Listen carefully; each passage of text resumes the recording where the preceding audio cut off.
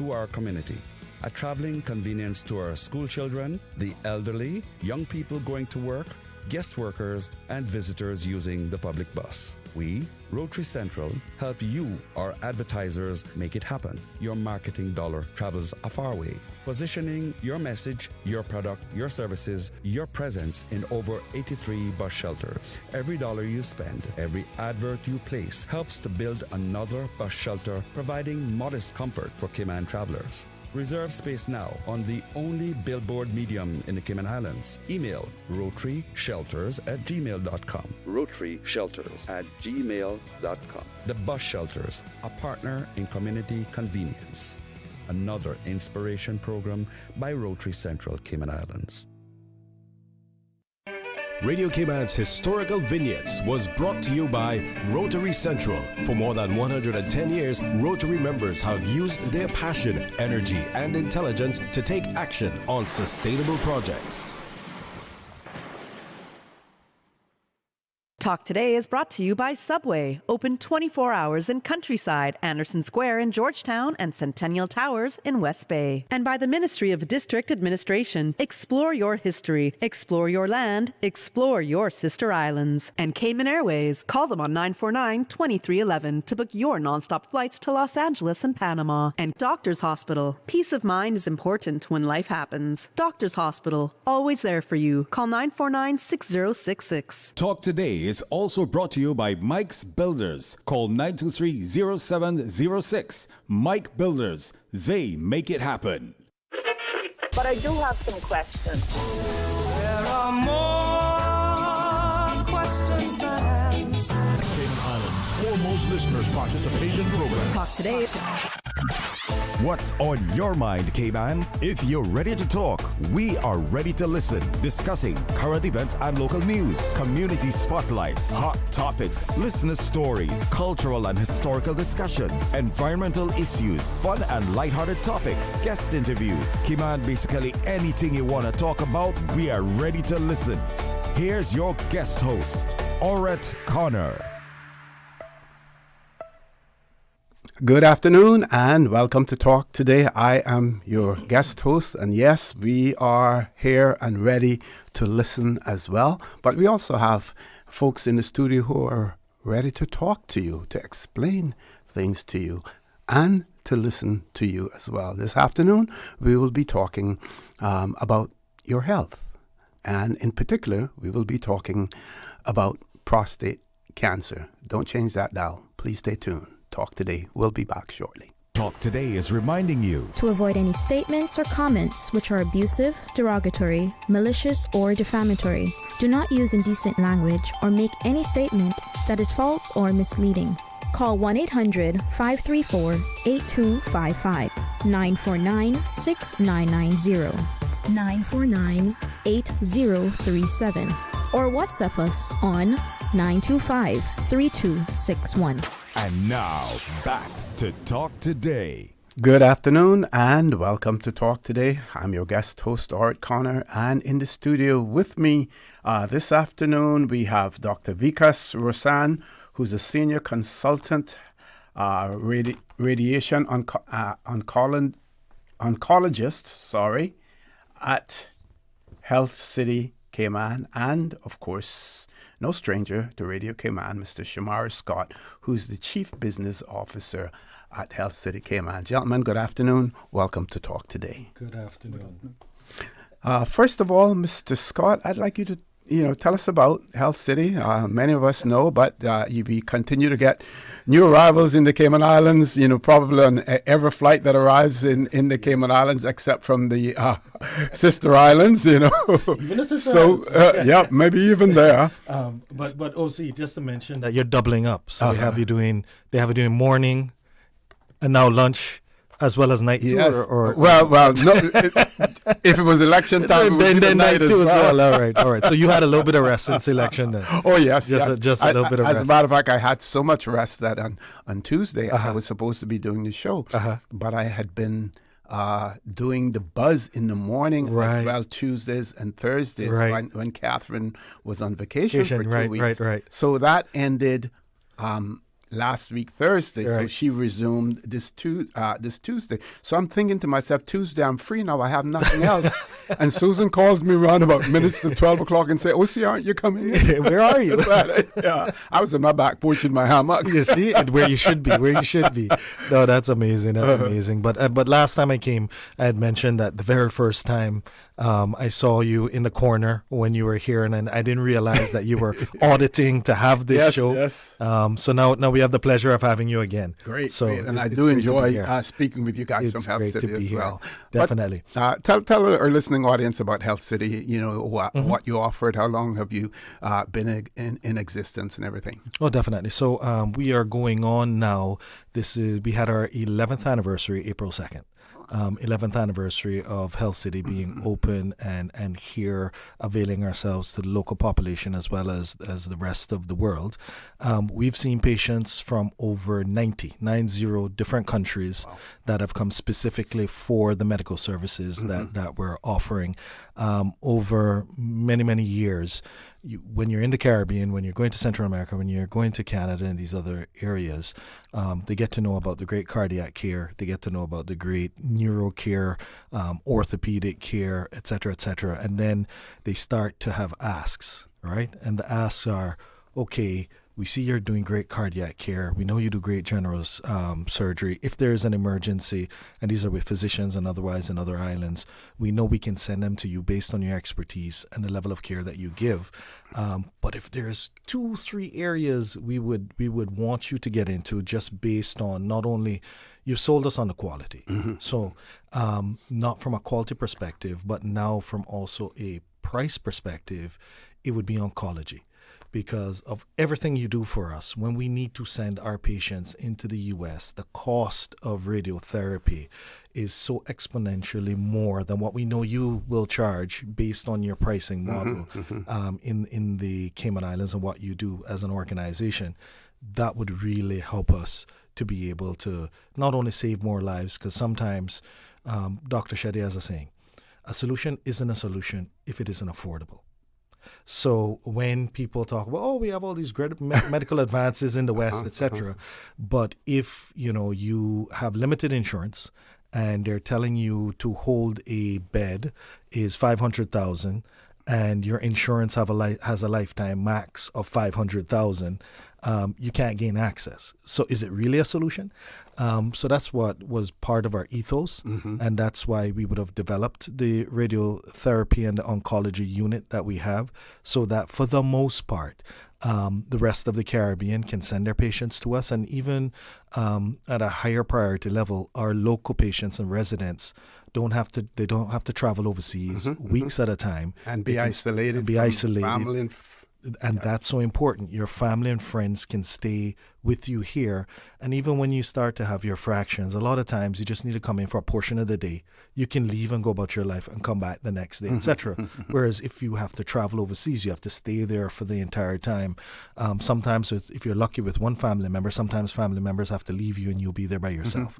And we don't know, physically what that additional stress does to you in terms of your ability to recover as well. Correct. And also we're also talking about the $1 million babies, right?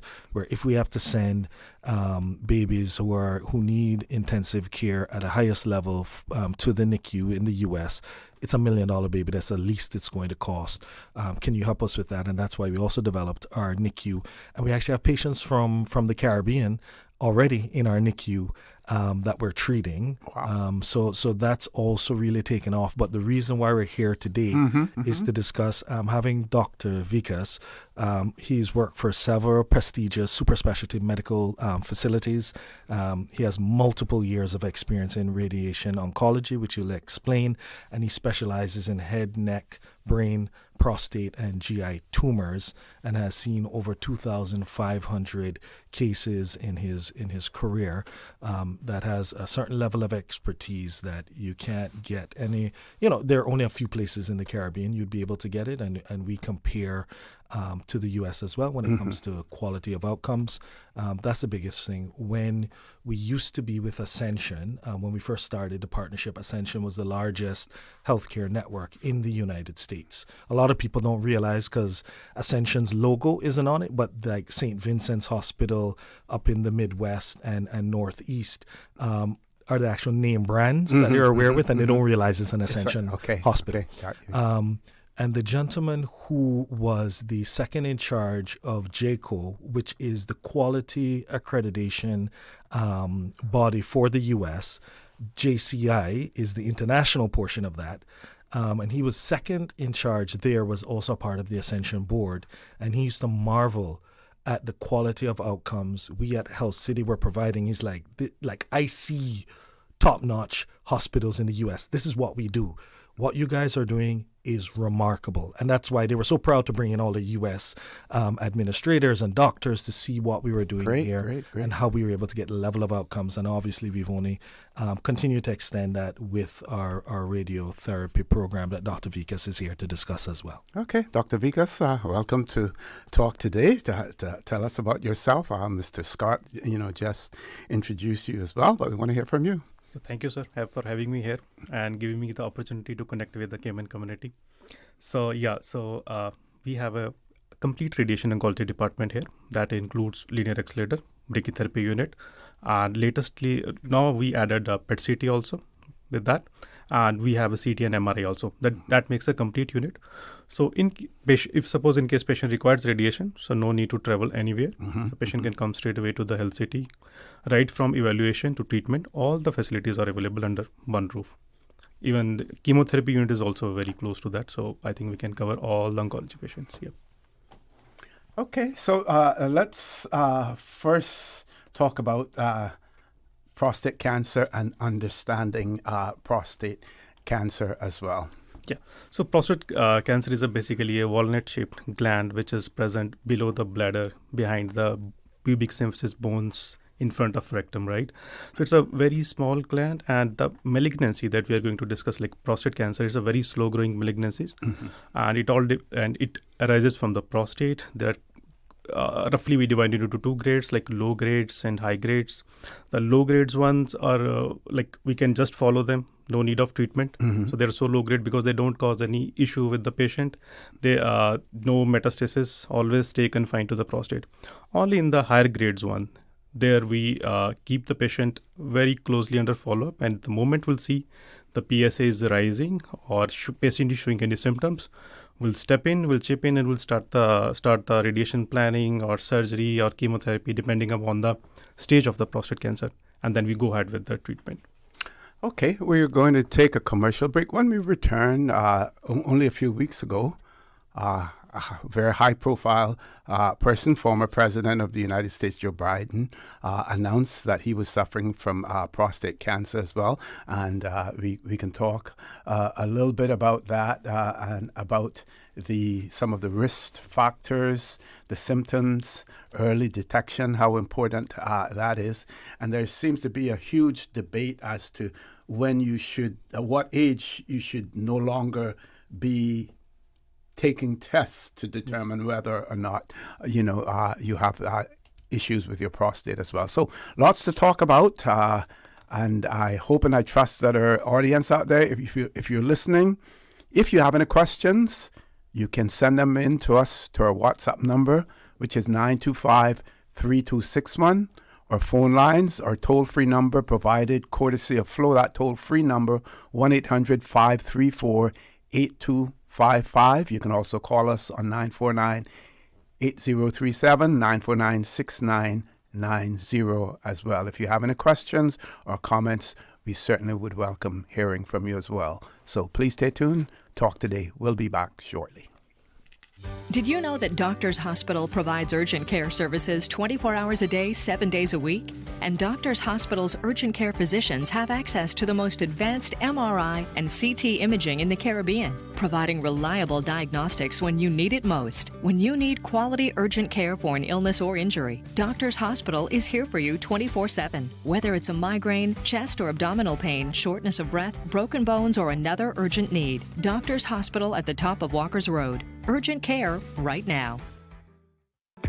Shipping to the Cayman Islands is fast, reliable, and seamless thanks to Cayman Airways Cargo. Need it faster than ocean freight? Cayman Airways Cargo offers multiple cargo flights to Grand Cayman from Miami weekly, so your packages, whether big, small, or in between, will arrive in no time. You can even use a Cayman Airways Cargo US address for your online shopping. Cayman Airways Cargo is also the only carrier providing air freight services for Cayman Brac and Little Cayman. Contact us today and see why Cayman Airways Cargo was voted as Cayman's best cargo and logistics company in the Best of Cayman Awards. For details, visit CaymanAirways.com/cargo. Stay cyber secure with Cayman National. Here are a few tips that will benefit you. Ensure to log out completely when you finish any online banking activities. Be aware of phishing attempts and only click links from trusted sources that are sent from your device through emails and messages. Remember, Cayman National will never ask you for your credentials.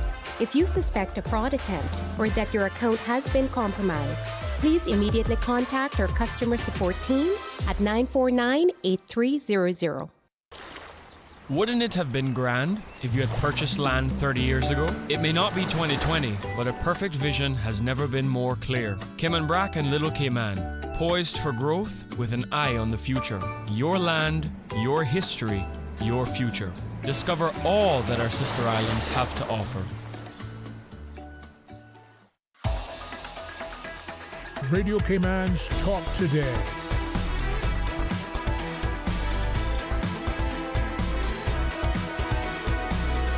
What is on your mind, Cayman?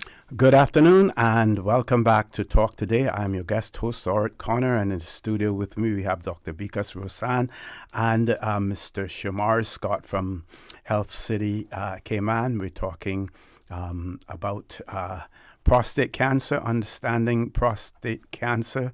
We're going to talk about some of the risk factors as well as the symptoms and early detection. Then we will get into the diagnosis and treatment, survivorship, the rate of survival as well, and of course the stigma that is attached to that and how do we go about breaking that stigma. And no doubt when you have high profile persons coming forward, and we've had them here in the Cayman Islands as well. I won't mention their names because I don't have permission to do so, but we know that we have prostate survivors here in the Cayman Islands, and they have become spokespersons, for that as well. So, Dr. Vikas, back over to you. Yeah. So, I think you want to discuss about like the president of US that recently got diagnosed, right? So I'm a bit concerned and worried also because he was diagnosed in a stage 4, and stage 4 means that diseases came out of the prostate and going toward the bones and other organs, right? Right. But prostate is the one malignancy in which we can do we offer very good screening. That means we can find disease in very early stage. And if we are finding disease now in a stage 4, that means we missed the bus initially. So screening as such is very important. So screening in the prostate is a very simple that only needs one blood test and one examination, right? And blood test is also not that very costly. It can be done maybe today if patient is going, tomorrow we'll get the result. So very easily we can get those results. We can just do an examination. We can find whether there is some malignancies developing or not, right? So we do the PSA test. The upper range is like 4 nanogram per ml. So anything above 4, we'll try to find out what is the reason for this. And if we find anything, and then we'll go to the step 2 with the certain other investigations like maybe some ultrasound or MRI, right? So all things that we are doing it just to find the disease in very early stage. And there are different studies that say, okay, we can start from 50, some say from 55, from 65. So that is the different ages, but it's okay. So suppose there is a family history. So we should do it a bit early. Suppose in your family, the patient get diagnosed at the age of 55. So in that family, I want to do the PSA, maybe start from the age of 50, so that in case something is there, we'll find it early and we can manage it because then we have to see in which protocol he will go, and then we can follow it very easily. So I think screening is very important, and that is the key also. If you find disease early, maybe you'll be treated with only one modality. And if you find the disease in the late phases, you need maybe surgery, radiation, chemotherapy. So that adds to financial burden also. Yes. So these are the things I think we should be concerned, we should be worried about. And whenever we find anything, immediately consult your doctor so that we can start the process. Can you speak about the advances that have been made in terms of examination? Before, over the years, men were hesitant to be examined because of what they had to go through at that point in time. Can you speak to the advances that have been made? So again, I'll go like PSA and digital rectal examination. That is the primary, right? That is just one examination, and we'll come to know what is going on, right? But some patients, if they don't want to go with the digital rectal examination, then we can simply offer ultrasound and MRI, right? So that will tell us exactly from where the tumor is originating, what is the size, even if it is coming out of prostate, or is there any lymph nodes associated with that. So nowadays, we have a lot of scans which are very sensitive to catch the prostate cancer in very early stages. Recently, we launched PSMA, PET-CT in Health City, and that is so sensitive. Even if there are small lymph nodes, we can catch very early. Even if it's very small focus, we can catch very early. We use this PSMA PET along with the MRI also, and that it's like we are combining both the modalities to catch diseases early so that we can manage them properly. So a lot of new advances that has already happened. So I think now nothing to worry. Only thing, if you have any local difficulty in passing urine or increased frequency of urine, you are getting at night more times to pass urine, like nocturia. So if these kind of symptoms are there, I think you can better go to your consultant. He may advise one PSA, and in case if need is there, you will do the further investigations also. So these are the symptoms that we should keep in mind. If this is happening, better to take a consultation. And can we talk about survivorship? Have we seen the rate of survivorship increase as a result of early detection, as well as the various treatments that are now available? Yeah, so I think we only treated a lot of CA prostate here, and the survivorship comes when you just complete the treatment, and then you'll be worried about for follow-up. That means, suppose you treated and you want to know what is the result, what is the response to the treatment, and then you keep the patient under follow-up. And that follow-up is done with some few blood tests and few investigations. Blood test is same like PSA, and response assessment is also same like doing some MRI or PSMA PET post-treatment also. At the same time, we should see how the patient is coping with the post-treatment side effects, right? Some maximum that we see actually, there is a sexual dysfunction, happens very commonly, and patient doesn't even discuss with the doctors or with the family, right? Yes. So for this thing, we only initiate the thing with the patient. Are you feeling this because you are diagnosed CA prostate and you are taking hormones? We have treated with the surgery, radiation. So all these things contribute to the sexual dysfunction. So we only tell them, just open up with us. We can help you, right? So this is a very common thing in the survivorship. We have to take care of all the side effects which are happening post-treatment. This all happens because of the side effects associated with the treatments, and the most commonly what is happening locally is there is a weakening of the muscles, right? These all muscles that control the activities in the pelvic areas, these muscles contribute to the sexual activity, right? So this is the main thing that happens after treatment. And the best thing that we can do is there are certain exercises. No need to go to anyone, no need to go for any surgery. So exercises, we call it like a Kegel exercises, easily available on YouTube. You can just go to YouTube, type the Kegel exercises, you will get all the exercises. You just follow them. And in case you need any help on island, so there are always a pelvic floor muscle exercises. These are exercises, and there is a dedicated person to that. And I think they are available on island. They can just go to them, they'll teach them, and the survivorship program includes all these things, and I think they can easily cope with the side effects, whatever we give them with the treatment, right? So doctor, other than the family history side of things, we here in the Caribbean, tell us what makes us any more or any less susceptible than others. So usually, if we see in the what are the latest incidents of the prostate cancer, it is roughly 1 lakh. 1 lakh new cases are diagnosed in the Latin America plus Caribbean. Mm-hmm. So in a general population, suppose we include the world population, so it's a 1 in 8 person is diagnosed with the prostate cancer. But if you come to the African American or Caribbean descent, so we find 1 in 4.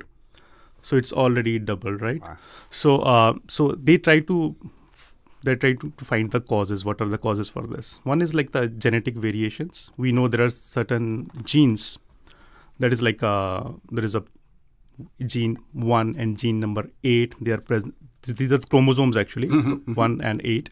On there, they found few genetic variations. Because of this, they are finding more prostate cancers.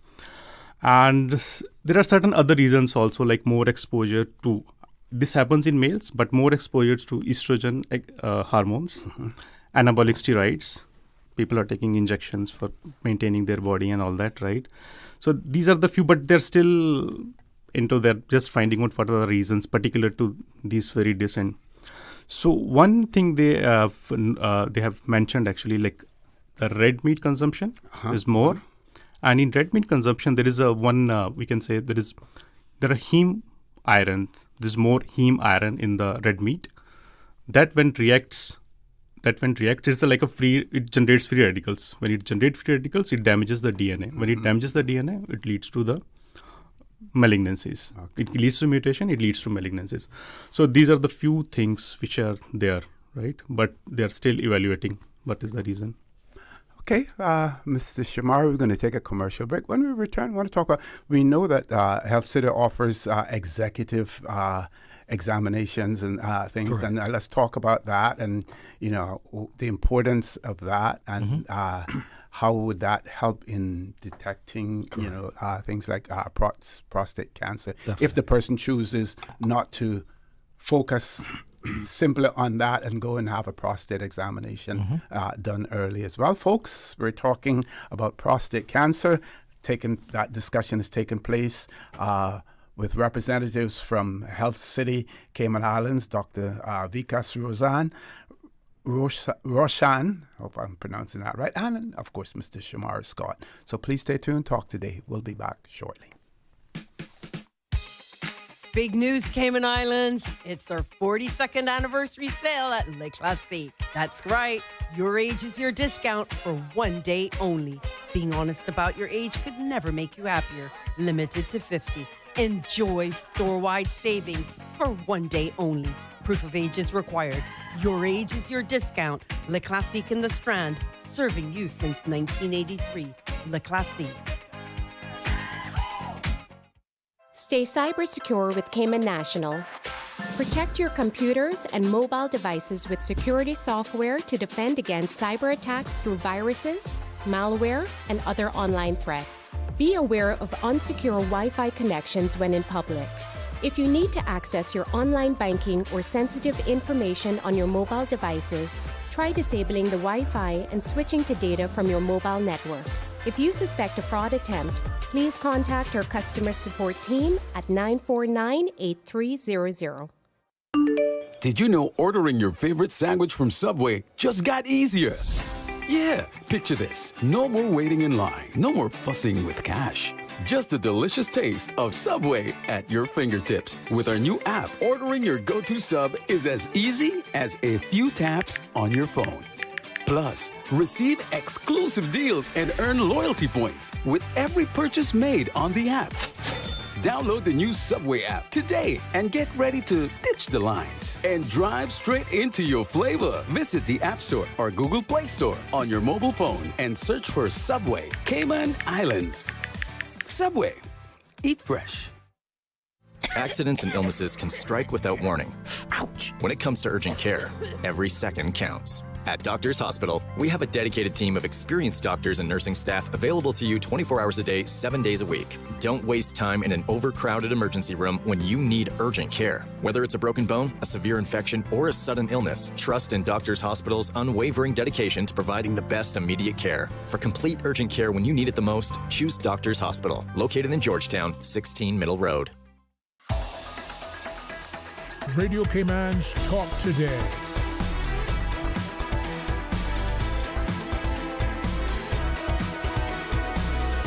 What is on your mind, Cayman? Good afternoon and welcome back to Talk Today. If you are just joining us, let me tell you what we have been discussing. We're discussing prostate cancer. That discussion is taking place with Dr.Vikas, Roshen, who's the senior consultant radiation oncologist at Health City Cayman, and Mr. Shomari Scott, who's the chief business officer. And we're going to talk a little bit now about the executive examinations that are offered at Health City. And there are some periods during the year when you actually offer discounts in relation to that as well, I believe, right? And this actually is one of those times. Oh, okay. Yeah, so we're offering a discounted rate on our executive health check. Our executive health check is already priced at $6.99 for the introductory price, which if you were to compare it to a like executive health check in the U.S. at one of the top facilities, it'd be $3,000.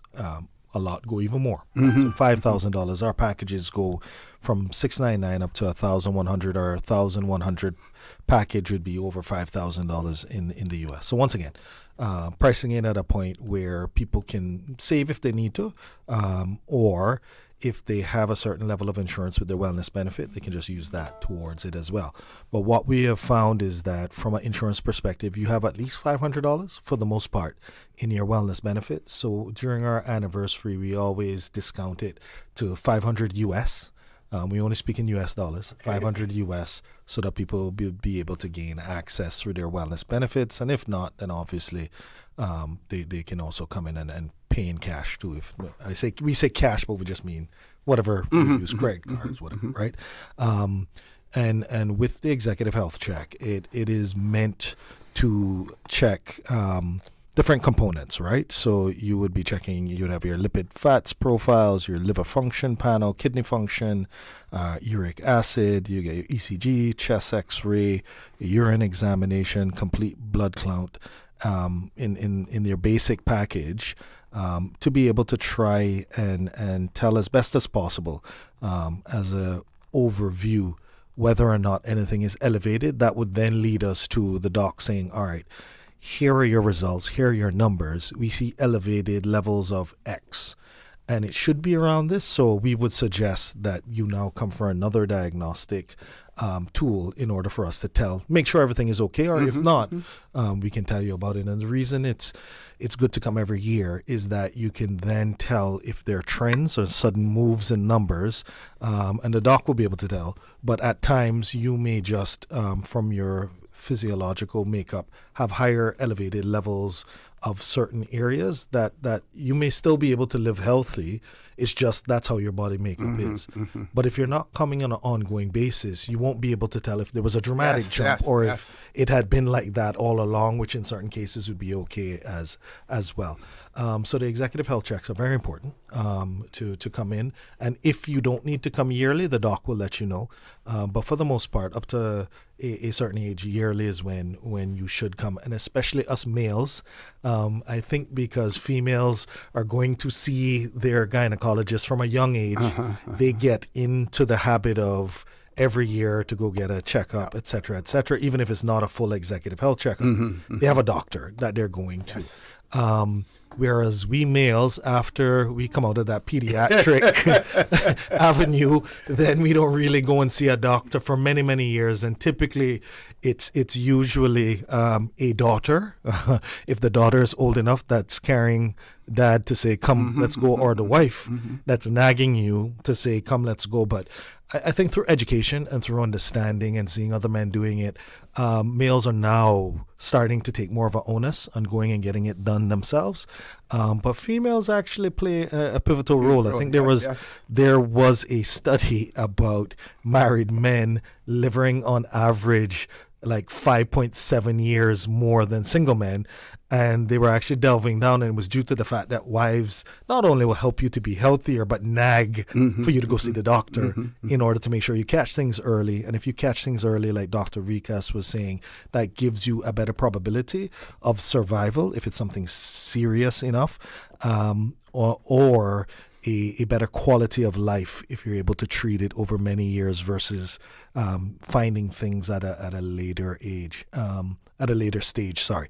And what also happens is if something at times reaches a point that you have to go to the doctor because you're in so much pain, sometimes it's because you waited too late, right? Some of these things you can't actually just tell, and that's why you need to come in to have these executive health checks, these checkups, regardless where you get them.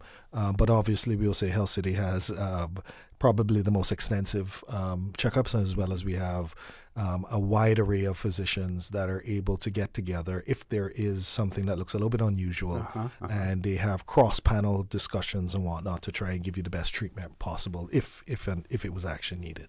And of course, those persons who wait too late, then they expect you as a doctor to perform miracles, as a result of that. And sometimes you have to give them that hard and bad news that you've reached the stage where very little or nothing can be done for you as well, Doc. So thing is that I'm very happy that on Cayman Islands we are doing a lot of screenings, and we not looking at those cases. So we find cases very early. So that is a very good thing. I think that's very positive about this community. So we are getting early, we are diagnosing them early, we are managing them early, and in that way, even the quality of issues that comes usually with the other patients, they don't come with these patients. But sometimes these cases do happen. But it can, even if it is stage 4 also, prostate cancer still can be managed. Okay. But it's always our duty to find things early and going back to the hospital or to the consultant so that we can get good results. How important is data? I read these old trade winds newspapers, and in the 60s, I think it was a Dr. Shakir who came here. There was a cancer study that was done at that point in time, but I think at that time they were inviting more women to participate in that cancer study. They did get some results, but again, we see and we hear in the Cayman Islands that the absence of data sometimes makes it more difficult, for you to determine trends and other things, as well. What do you say about that, Doc? The ability to get more data from persons, so, if they volunteer, let's say, to be, on a cancer registry or whatever. How important is that? So I'll just give you a small example. So in oncology, we use a GloboCan. The GloboCan is a cancer registry, pan-world, right? Okay. And they report their results every year. So when you look for Cayman in that, you'll not find their Cayman, right? So that means we are not contributing to the data what they are collecting. But you find even other Caribbean islands, even Latin America, right? But from this part, so we don't find any data there. So if we don't find any data there, so that means we cannot plan in case we want to plan anything for those patients, right? So that planning will be done on the number of patients, their stage, at what they came, what we did for them. So then it's very difficult in planning those things, right? So I think maybe with time it should come, we should do something for that thing. So we should prepare data. And because in a hospital we can generate data, we can keep data, but I don't think we can share with the things. I think that maybe we'll see. Yeah, definitely. And Mr. Osi, to your point, when you're looking at trends, so from a national level, right? Obviously, Health City will treat the patients that we see, and then we even from our population, which isn't the full population, can tell if we see any trends, and even Dr. Vikas can say, at the end of the day, the data was saying that globally it's 1 in 8 will get, but even in African descent will be 1 in 4. What we've seen in Cayman is 1 in 4. Okay. So from our data, from what we're seeing, it actually meets the fact that it is elevated within the African population, African descent population that we have here in the Cayman Islands as well. However, from a national level, I know a lot of times you'll hear people say, we in Cayman, we have the highest proportion of cancer per capita in the world. And people are saying it, but there's no data to back it up, right? Yes. If you live in a large city, and even if you're in a city that you're in an apartment building, people don't talk to each other, right? So when 3 people down 3 doors down from you have cancer, you wouldn't know. But in Cayman, we speak to people, we know people.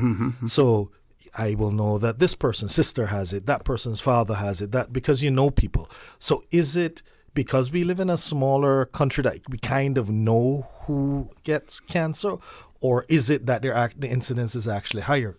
We can't make a definitive determination on that because there isn't a central registry that you're able over time to tell the trend data. And the fact that we have such a transient population, it would be interesting to see that if even in a transient population with people from all over the world, it's their elevated levels of cancer, it would then tell you it's something that's unique to the environment that's causing it versus your genetic makeup, or, Caymanians eat a certain way and do certain things, so, it's elevated in them, but the expats, it's not, right? But by us not having that general registry, you can't make those determinations from a national level. But once again, that would be up to the government to make whatever decision happens with the registry, and obviously we would comply with that if and when it happens. But you were mentioning data, OC. And data is so important, right? We, at least from a management perspective, we always talk about the fact that you can't manage what you can't measure, right? And from a young age, I learned that from different schools of thought. And then obviously when you're a young professional, you quickly figure out that if you're not measuring, you think you're successful. When you look at the data at the back end, you're like, wait, no, we didn't really do as well as we thought in that area. And now coming into working with Health City, the great thing is that we measure across all of the different areas. And just to give an example, right? Some of the quality indicators would be number of readmissions within 30 days, right? The benchmark globally, which means you're doing well, is 14%. So if you've had a surgery and you leave, if you have to go back to the hospital for that specific ailment within 30 days, then that's what that means, readmission, right? And the benchmark is 14%. At Health City, we're at 2.32%. Wow. Right? Wow. And this is a part of the secret sauce where we are, when you would get Forbes, who would come down and look at and these are medical professionals, the healthcare writer, that would actually, John Goodman was his name, that was actually looking at our quality of outcomes going through and saying, oh my goodness. He's like, okay, I get it. The reason you're able to charge so much less is that in the U.S., we have so much wastage, readmissions, people going to ICU that didn't need to go to ICU, infections. It comes at a cost. Yes. So if the benchmark's 14%, and oh my goodness, you're at 2.32%, then that means that 12% on an ongoing basis that is actual cost you're not incurring. And whereas he was laughing, he's like, whereas we in the U.S. would pocket that, you guys are actually giving the benefit back to either the insurance companies, the government, and the patients directly, where you're able to keep your costs down. But it's because of the quality why you're able to do that as well. Very, very important point and observation. We're going to go to our headline news. When we return, we're going to continue the conversation with the representatives from Health City. Don't change that dial. Please stay tuned. Talk Today. We'll be back shortly. Information, entertainment, inspiration. Covering Grand Cayman, Little Cayman, Cayman Brac. Since 1976 till now. Radio Cayman in the Cayman Islands. From Radio Cayman's newsroom, this is Headlines. Local, regional, international news. The headline news is brought to you by Kirk Market and Health Services Authority. With a look at your latest headlines, I'm Jevi Ebanks. Anastasia Rankin and Roland Welcome could learn their fate tomorrow after they were convicted of conspiracy for murder following the death of Sven Connor in December 2023. The duo, remanded in custody pending sentencing at HMP Northwood, were found guilty by a jury earlier this year. The jury heard that Sven Connor died from, quote, a hail of bullets as he laid in his bed at his East End residence. In regional news in Guyana, the Guyana Election Commission will meet on Thursday to discuss election preparations after opposition-aligned commissioners walked out of Tuesday's meeting. Commissioner Vincent Alexander insisted GCOM is unprepared for the proposed 1st of September election date. He raised concerns about voter verification, statutory deadlines, and voting rights for incarcerated individuals. The walkout occurred after GCOM chairman, retired Justice Claudette Singh, presented a revised work plan without explaining her advice to the president. Alexander later accused GCOM's leadership of deception, citing previous delays in election evaluation and digital fingerprinting discussions. In other regional news, Bahamas Prime Minister Philip Davis has presented a U.S. $3.8 billion budget, marking Bahamas' first balanced budget. It includes tax cuts on essential goods, VAT relief on religious institutions, and lower custom duties on household items and fuel. Environmental initiatives offer duty exemptions on energy-efficient appliances, supporting the country's emission reduction goals. Prefabricated homes can now be imported with prior approval. Davis emphasized that the budget balances fiscal responsibility with ongoing national development. That's your latest headlines. I'm Jevi Ebanks.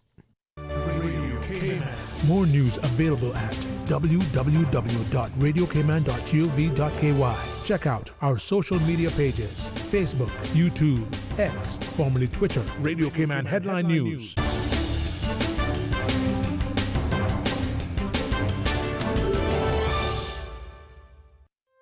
Looking for fresh, healthy food that's full of flavor? Then you've got to visit Kirk Market. Our dishes are made with fresh, high-quality ingredients. Enjoy vibrant mixed greens or satisfying pasta salads. Or try one of our delicious grill options like blackened chicken, spicy beef steak, or grilled salmon. Looking for something light and flavorful? We've got sushi rolls and poke bowls prepared daily. And don't forget to explore a hot bar or Billy Fresh salad at the salad bar. Stop by Kirk Market today for breakfast, lunch, or dinner and taste the difference. Eat well, live well with Kirk Market.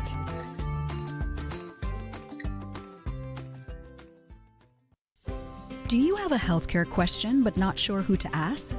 Contact HSA's Patient Call Center to speak to one of our experienced clinical team members. We are here to answer your questions and help guide you through your healthcare journey. Need to make an appointment? Our team can help. Contact HSA at 949-8600 or email info@hsa.ky. At HSA, we are committed to caring for you. Radio Cayman is pleased to feature this special Sister Islands historical vignette brought to you by the Ministry of District Administration and Lands. Explore your history, explore your land, explore your Sister Islands. Aston Shedden Rutty, MBE 1990 to 1977. Aston Rutty was the first child born to Henry Watson Rutty, ISO JP, and Julia Ann Rutty Nilazari at Stake Bay, Cayman Brac. He attended school at Stake Bay and as a young teenager was sent to Jamaica to attend technical training school. On his return, he worked for his father, who was collector of customs for Cayman Brac and Little Cayman. He eventually became the Sister Islands' first district commissioner. Mr. Rutty was married to Ruth Marin in 1931 and the couple had 4 children. Mr. Rutty is best remembered for his dedication and diligent work to rebuild the Sister Islands in the aftermath of the 1932 hurricane. He was involved in the construction of roads, the airport, government buildings, and much of the infrastructure of the Sister Islands. He served as an immigration and customs officer, as a judge, and after retiring from government in 1960 as a law agent. The Civic Center on the Bluff was named in his honor. Aston Shedden Rutty. Radio Cayman is pleased to feature this special Sister Islands historical vignette brought to you by the Ministry of District Administration and Lands. Explore your history, explore your land, explore your Sister Islands. Explore your history, explore your land. Explore your sister islands, the ultimate staycation experience. Your culture, your freedom, the land that time forgot isn't gone. It's your sister islands. Discover all that our sister islands have to offer. Radio Cayman's Talk Today.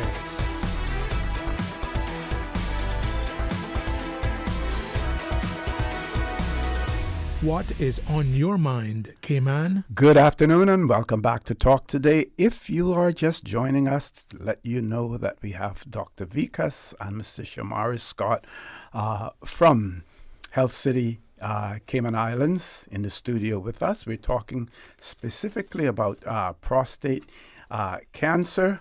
We're going to talk a little bit more about the treatment options and the diagnosis as well, and what all those things like PSA, what we hear that, what it means as well. But meanwhile, one of our listeners has posed two questions. The first one, whether or not there are any options offered as to treatment. We have, sir. We have both the options, like they are telling about chemotherapy and radiation. So both the options are available here. Prostate is a localized disease. So we treat it mainly with the surgery and radiation. Chemotherapy is not a option in the primary settings. Only when diseases has spread to other parts, then only we use chemotherapy. So, but it's available on the island. So whatever options they are looking for, so we can offer those options. And Dr. Vikas, can you just explain, with the LINAC machine, how we're able to pinpoint where you need to go to deal with cancer cells? Yes, definitely. We can go through the protocol. Suppose patient comes to us with the CA prostate and the disease is localized to the prostate. So what we do the initial. So when you say localized, you mean it's confined to the prostate. It doesn't come out from the prostate. So what we do, we prepare one immobilization device or cast. We say cast mold immobilization device for that thing. So patient has to lie down in that mold or cast that we prepared. It's customized for each and every patient, right? And then we take the patient to the CT scan and we'll do the scan. On that scan, we'll map where is the tumor, and we'll map where are the other organs that we want to spare from the radiation, rectum, bladder, right? So we'll map these areas. So usually after this scan, it takes roughly 3 to 4 days when we'll start the treatment, right? Suppose we do this scan on Monday, maybe from Wednesday, Thursday, we can start the treatment. The treatment fractions that we usually offer for the patients is roughly, it ranges actually. So from 33 to 37 settings of radiation we offer to the patient, right? That means patient has to come 37 times to the hospital. That means 6.5 weeks. So if you compare this, if patient is going abroad, that means he has to stay there for 6.5 to 8 weeks, right? So then, so when we'll map this thing, so then we'll call the patient for treatment, right? So then when the patient is coming for the treatment, suppose we call on Wednesday. So on that day, what we do one more scan on the machine itself. And we'll try to match this scan with the scan that we did initially. We'll match these scans, and when we are very sure that we are targeting the same area which we mapped, then only we'll start the treatment. And suppose if there is any doubt, so we'll wait, we'll correct those things, and then only we'll go ahead with the treatment. So it is like a pinpointing tumor and giving very focused radiation to that particular point, and at the same time sparing the other adjacent organs, right? So this is the latest thing that is going on pan world. Actually, we are using this linear accelerator for the treatment, and it has shown very good results. So we have used in the so I from my side I'm telling so the patients that we are treated here. So I'm touch wood, we are not getting those kind of complications that are used to get in other parts of the world. Okay. Right. So that means they're tolerating treatment so well, and almost all the patients are going into the remission. That means when we post treatment, we'll do the scans and we'll do the PSA. This thing, so everyone is doing very well. So I'm very happy with that actually. Excellent. And then the other part of the question was that whether or not you refer patients overseas, Mr. Scott, and then we do have a caller on hold after you answer that question. No problem. So in very rare cases would we need to send patients overseas, but we have Dana Farber, who is the medical partner with Harvard, So everybody knows Harvard. Yes, People may if they not know. didn't, they know it now. Right. People may not, that are not in the medical field, may not know Dana-Farber, especially because it's in Boston, a little bit further. We know everything in Miami, Florida. We don't know further afield. But Dana-Farber has consistently been top 1, 2, 3 medical facilities when it comes to oncology cancer care in the world globally. And because of the expertise with Health City, they agreed to be a partner with Health City for our oncology unit that we have here. And if there are any super specialized types of cases that we can't deal with here, we would go ahead and have that referral to Dana-Farber, which these outside of, obviously, we believe in our expertise and everybody speaks about our expertise, but Dana-Farber in and of themselves are the best of the best in the world. And those are the types of partnerships we look towards, and we're proud of the fact that because if it's Dana-Farber and they're Harvard, they're not just going to partner with anyone. They understand the quality of what we're doing, why they partner with us as well. So yes, in few cases we would refer overseas, and at times Dr. Vikas and team may even have a cross consultation with the Dana-Farber team. Everything now is remote, and right, so you can have those conversations to say, yep, nope, your treatment plan you said is spot on. That's exactly what you think you should do, just to give a little level of comfort if it was a really difficult case.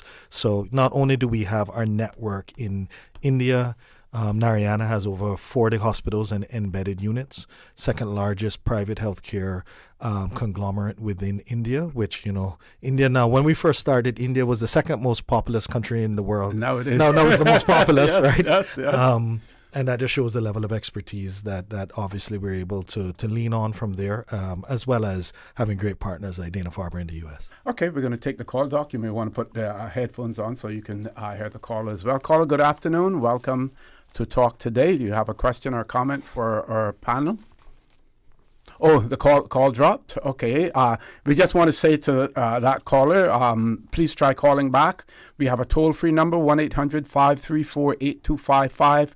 You can also call us 949-8037, 949-6990, or on our WhatsApp number, 925-3261.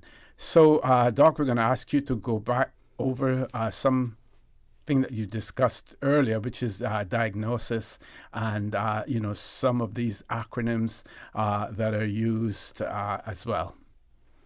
So our diagnosis that we discussed already, the PSA levels, right?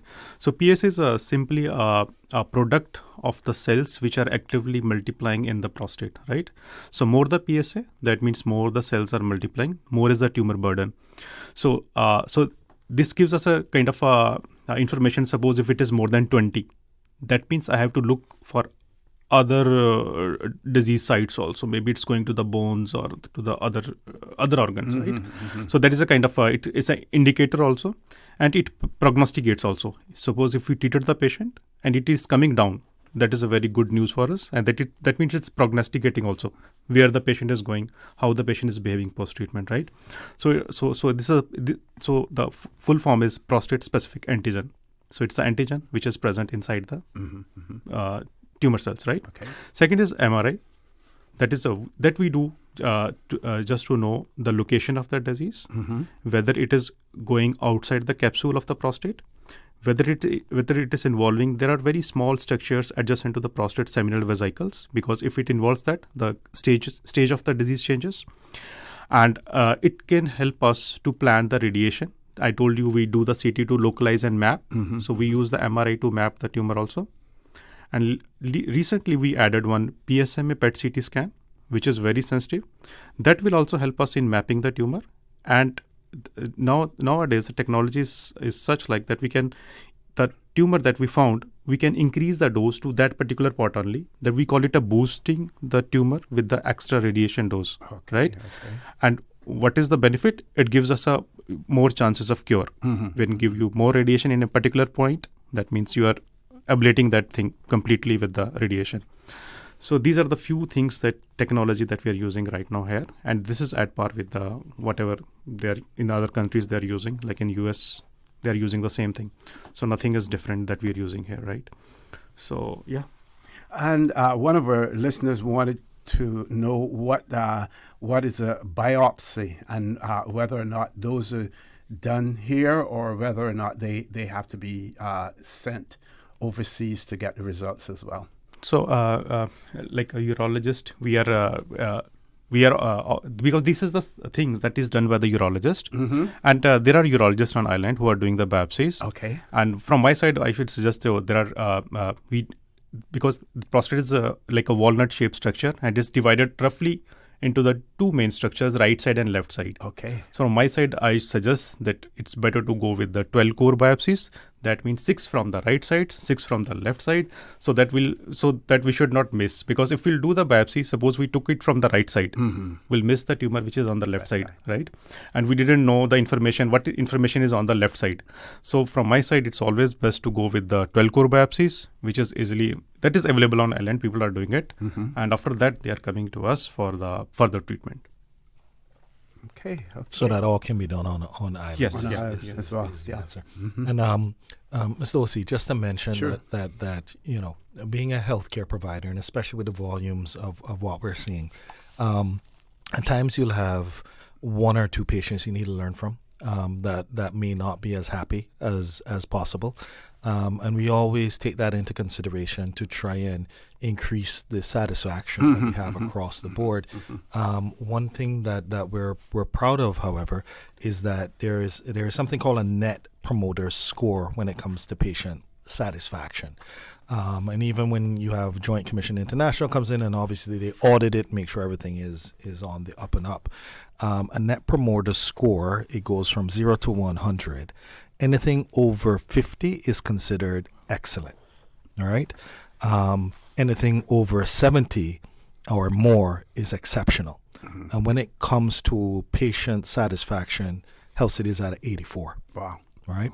So you're always going to, and it's about learning as well, right? And at times when there are issues, you try and fix it and learn. But for the most part, we have happy customers, especially within the medical processes.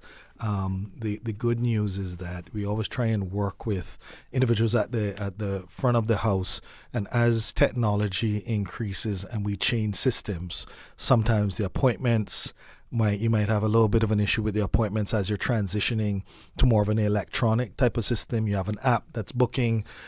Sometimes there are just some teething pains, but we're going through those teething pains in order to make the entire process that much more palatable, but also to give the best experience possible. And we've heard even with our new Camana Bay as well as East End, but especially with New Camana Bay, because the items we would have seen that we wanted to improve in East End, obviously building a new facility, you can kind of improve on those items as well. That persons have said, this is better than a hotel. At first, I will, God rest his soul, Solly, when he came to us for his knee replacement, and then he had to have 2 with us, and he said, I don't want to leave this place. This place is like a hotel, and that was East End. If he was only alive to come to Camana Bay. And I've heard several people comment, the same way as well, in terms of the quality of the treatment that they receive, the attention that they receive as well. Now, I don't know whether or not figures are kept on this, but we know prior to Health City being established in the Cayman Islands, there were many overseas referrals. Has any study been done in terms of what occurred then as far as overseas referrals and now that Health City has been in place for 11 years? And definitely, obviously, those would be government stats as well. Yes. But where we know that Health City has made an impact is that there was even an air ambulance that used to be parked here, right, in the Cayman Islands. And that no longer was profitable to be parked here because less and less persons were going overseas by air ambulance, and we were having the reverse. Now we have patients coming in by air ambulance. We have patients coming in throughout the day by air ambulance. We have patients sometimes in the night by air ambulance, and then we thank the providers that help these patients to get to Health City by ambulance as well. So we've seen a reverse in what has occurred.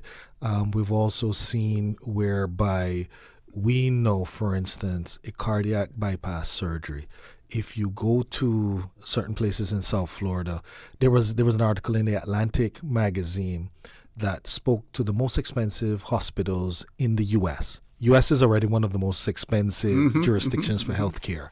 And of the 20 most expensive hospitals, 8 were located, guess where? South Florida. In Florida, right? And concentrated in South Florida as well. And even one of the referral patterns, when you're looking at the most net revenue per patient, which means in hospital terms, you're getting the most out of that individual in regards to the revenue or the amount paid.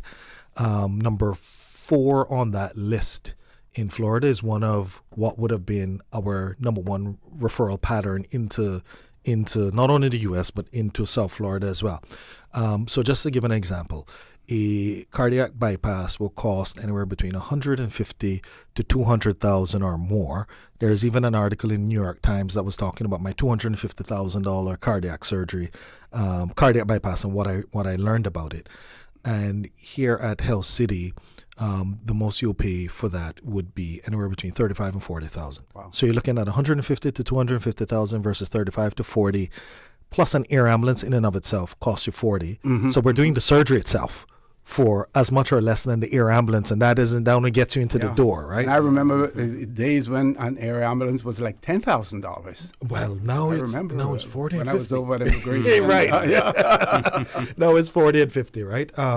So so Health City not only obviously are helping and save on cost, but lives as well, right? Because they call it the golden hour for heart attacks, and they're always, Dr. Ravi and Dr. Benoit say, time is muscle, heart muscle. The longer you get to us, the more heart muscle dies, right? And time is brain when it comes to stroke. And prior to Health City being here, you'd have to wait hours, 12 hours, 13 hours, 14 hours to get an air ambulance here. And even when it was here, it still takes 6 hours and whatnot to get them out. And you're losing, either you're going to lose the patient in regards to a life, or you're going to lose the quality of life because of all the heart muscle or brain muscle that would have died waiting to have the interventions that you can have here and now. But even outside of that, OC, one thing that's really important to us and that we're proud of is we have had over 65,000 student encounters since we've started Health City. And by these encounters, these are our Shadow a Doctor program, where we take young kids 13 years and older to shadow a doctor, to see a surgery, to see if we can spark that mind towards healthcare. Or our SURF program, our student university research fellowship, where we bring in university students that are on a medical track to go through 2 weeks of intense learning, and then they see a case and we give them bits and pieces, and then at the back end we say, here's the case, now you write a paper of how you would treat this patient. And they write the paper and we grade it and we work with them, and they meet all the doctors and they see we have those programs. We have tours, virtual tours, as well as in-person tours of kids coming through. I was, now with the other hat on, chairman of Education Council. We were at Edna Moyle Primary. In my head, I still have Northside, East End, but I have to always think which one it is, right? Yeah. And it was, from Education Council perspective, we're going through listening to the teachers, seeing what was happening, going into the classroom, seeing the kids. And in 2 of the classrooms, on the board, I look up and I see where essays were written about going to see Mr. Charles and going to see Dr. Vikas and the great time that they had on this tour. And these are little 7 and 8 years old kids. Wow. And I'm seeing the pictures, right? And it was really heartwarming to see that even the field trips are helping to spark minds towards STEM as well as healthcare, but science. We also have developed a program where we give a budget in the primary schools for there to be science fairs for kids to come up with different science projects, working with the teachers and the principals within all of the government primary schools and some of the private as well. We always start with government first, because you know where I came from, so we have to make sure government is good, right? And then private sector, we also cover the private sector as well, because obviously we have our people there too. But having science fairs, and then they're getting awards at the end. So they're sparking their minds towards experiments and such. And we're really proud of being able to go in. And I recall when we first started our Healthcare Explorers program for Health City. And once again, you can't manage what you don't measure. We said, we brainstormed, how will we know that we're successful? And then we're like, okay, we give scholarships, right, as a country. And we looked, and 9% of the scholarships were towards careers that were medically inclined. And we said, if we get that up to 14%, we would have been successful. Many years later, 3-4 years later, when we went back to check again, OC was at 21%. Okay. Right? So we're seeing the movement. And I always remember in tourism where there was a little bit of a riddle, right, that said, what is the actual occupation that 95% of that occupation knew that that's what they were going to be before the age of 10? And it's pilots, right? Not everybody who wants to be a pilot becomes a pilot. But of those that become, 95% of them knew before the age of 10. Wow. And I remember Dr. Shetty saying to me that, listen, the majority of doctors and nurses know that's what they want to be before the age of 11. So if we're talking to them about being a doctor and nurse at 13 or 14, it's too late. So even now, we're in the schools with on-demand videos, speaking to the teachers, understanding what they need to teach from science. If it's light, then let's speak about, or magnets, let's speak about our actual MRI machine and how magnets or how light works in this machine, so that the kids can start to formulate what they're writing in the books, or now with computers, or however they do it, right? This is what it looks like in real life. And this is why we need to learn this, so that we can potentially either become the mechanic and or the doctor that is behind the machinery as well. And we're proud of that. And we even have now, we're working on a cartoon that's implementing all of this with cartoon characters that look like Health City, with the students to start to deliver some of that to our 6, 7, 8-year-olds as well. And I know we're coming up on time, but just to mention that. And I want to give Dr. Vikas an opportunity to leave a final message. A final message. And just to mention, we'll have to come back, OC, but for instance, we would have taken Caymanians that would have started at the front of house, and they were interested in phlebotomy, and carried them through a course, and now they're certified phlebotomists that they can go wherever in the world. We would have taken people from being a porter to becoming a CSSD tech, which is sterilizing equipment and such, and they can do that wherever. That was the first Caymanian at CSSD tech that would have been trained in Cayman. Right now we're doing an internship in biomedical engineering within Health City. We developed it because there was a young person who was interested, and we're like, all right, let's develop this program so that they can see what it is to then make the decision whether or not this is where they want to go. Okay. Dr. Vikas, I want to give you an opportunity for some closing comments. What message you want to leave with our listeners and our viewers as well? Yeah, I think so. The main thing is we should go for a screening, so that we should fight these things early. And this is the only key that can help the patients to get early diagnosed and get treated. And discuss with, if you are diagnosed with the CA prostate, I think discuss with your friends, families, your doctors, because the family is the great stress buster. And if you discuss with them, you just break the stigma and come out of it. You discuss with your consultant, I think he can guide you better. So I think this is the thing that the way forward. Yeah. Okay. Anything else from you, Mr. I think I've said enough. But just, Health City is here. We've been here for 11 years. There are a lot of different areas that we're working on. We're proud to be a part of the community, and also to carry the badge of Cayman, because we're not known as Health City. We're known as Health City Cayman Islands Hospital in all of the other Caribbean islands, as well as Central America and such.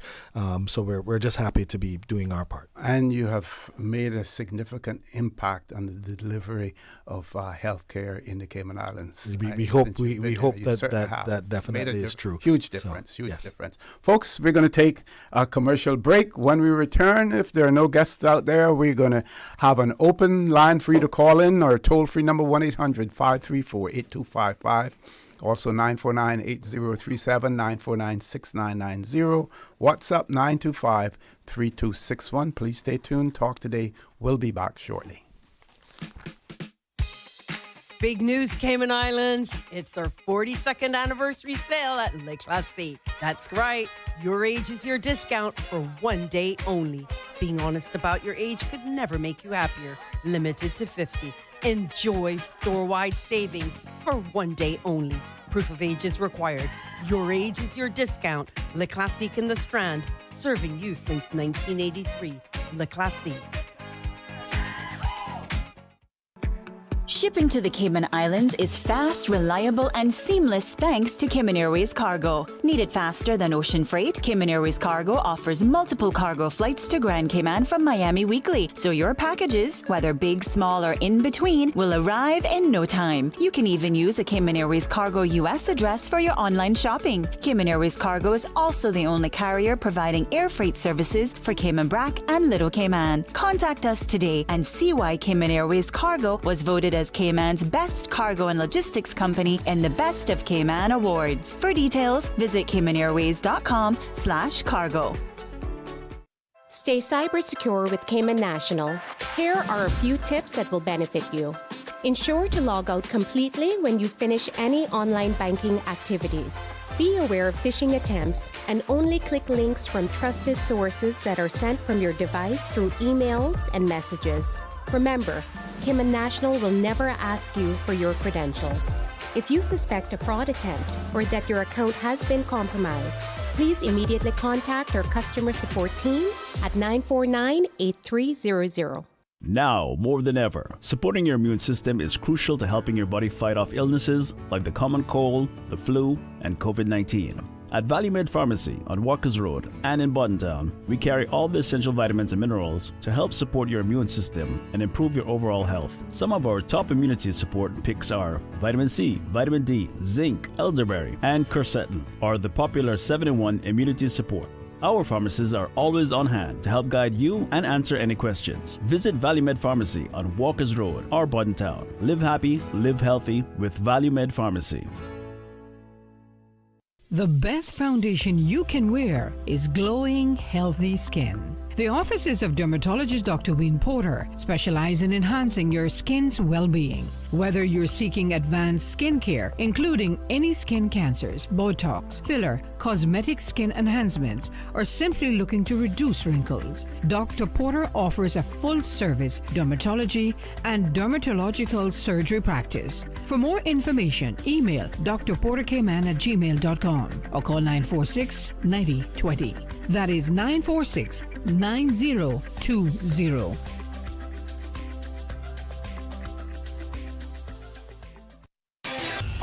Social media, X, formerly Twitter, Facebook, Instagram. Interact with our talk shows on YouTube. Download our official Radio Cayman app, or you can log on to our website, www.radiocayman.gov.ky.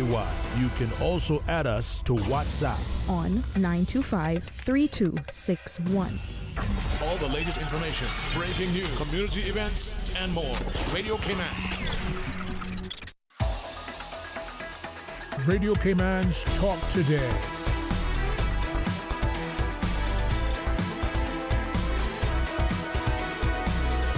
What is on your mind, Cayman?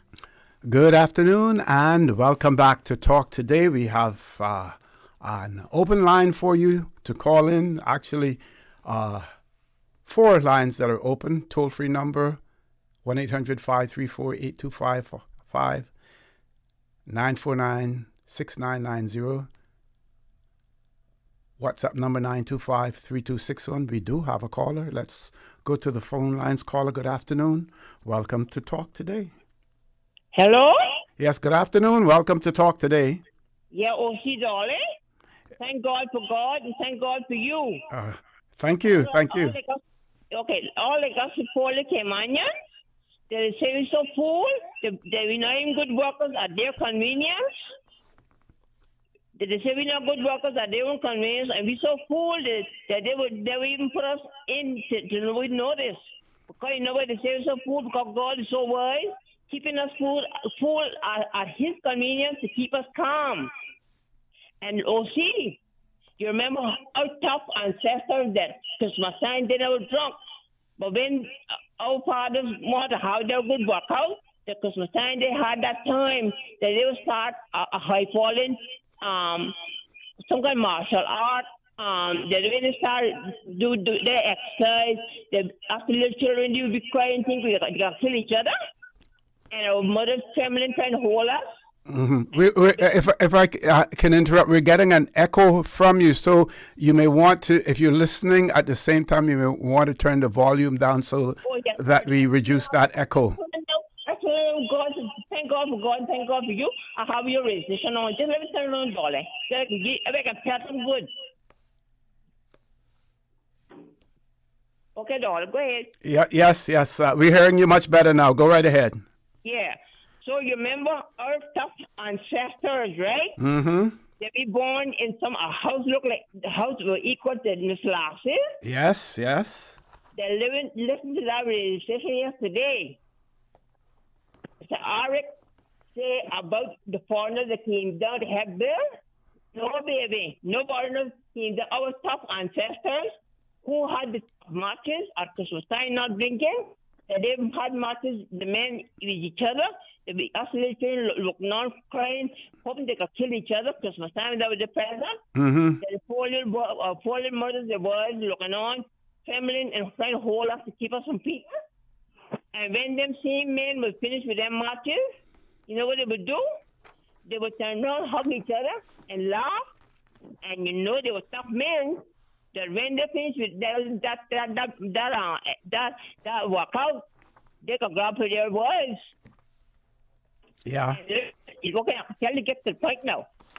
All like us, they work out fingers to the bone. Mm-hmm. They be so poor in tourism and banking that when the foreign people came down to Cayman Islands, they found out that we were honest, we were friendly, we were clean. Not having a penny in the bank, no money except to fish and to farm, where our mothers boiled the clothes to make sure we were protected from the animals on the farms. Mm-hmm. We came down to the island, found we were friendly, we were honest, we were clean. And you know, I don't know, somehow we had some kind of perfume from Japan, you know, extra sweet. So they started a little banking, with a little building in Barclays, but next to the post office, long ago. All right. What did you have to find on the beach? Were you talking about a government savings bank that was right opposite the post office? You remember that, though? Yes. Yeah. Mm-hmm. Miss Una Bush. Miss Una was the manager for that. She ran that. Hello, caller. Are you there? Okay, that callers seem to have dropped for some reason. I believe this morning there was a question. A person wanted to know about the Visitor Experience Development Grant that is designed to support new tourism products and services by Cayman entrepreneurs. And I think that was an offering put forward by the Department of Tourism or the Ministry of Tourism. And they wanted to know when the application period ended. Actually, it was someone from the BRAC. I have a name, but I won't call the name, but someone from the BRAC was inquiring. So if you are listening, that information, it ran from the 15th of April until the 30th of May. So tomorrow is the closing date for applications for that particular grant, the Visitor Experience Development Grant, which is designed to support new tourism products and services by Cayman entrepreneurs. So the application period, it was from the 15th of April until the 30th of May, so it will end tomorrow as well. If you need any additional information on that, we can find the details in terms of the contact details as far as the application process is concerned as well. We also see where I think there's an application period that is now open for scholarships for students as well, especially for college. Of course, we need to know the impact of the decision of the United States President Donald Trump in terms of pausing student visas so that they can be vetted even much more closely, how that will affect persons in the Cayman Islands wishing to study in the U.S. And it'll be interesting to hear more about that as soon as our authorities are able to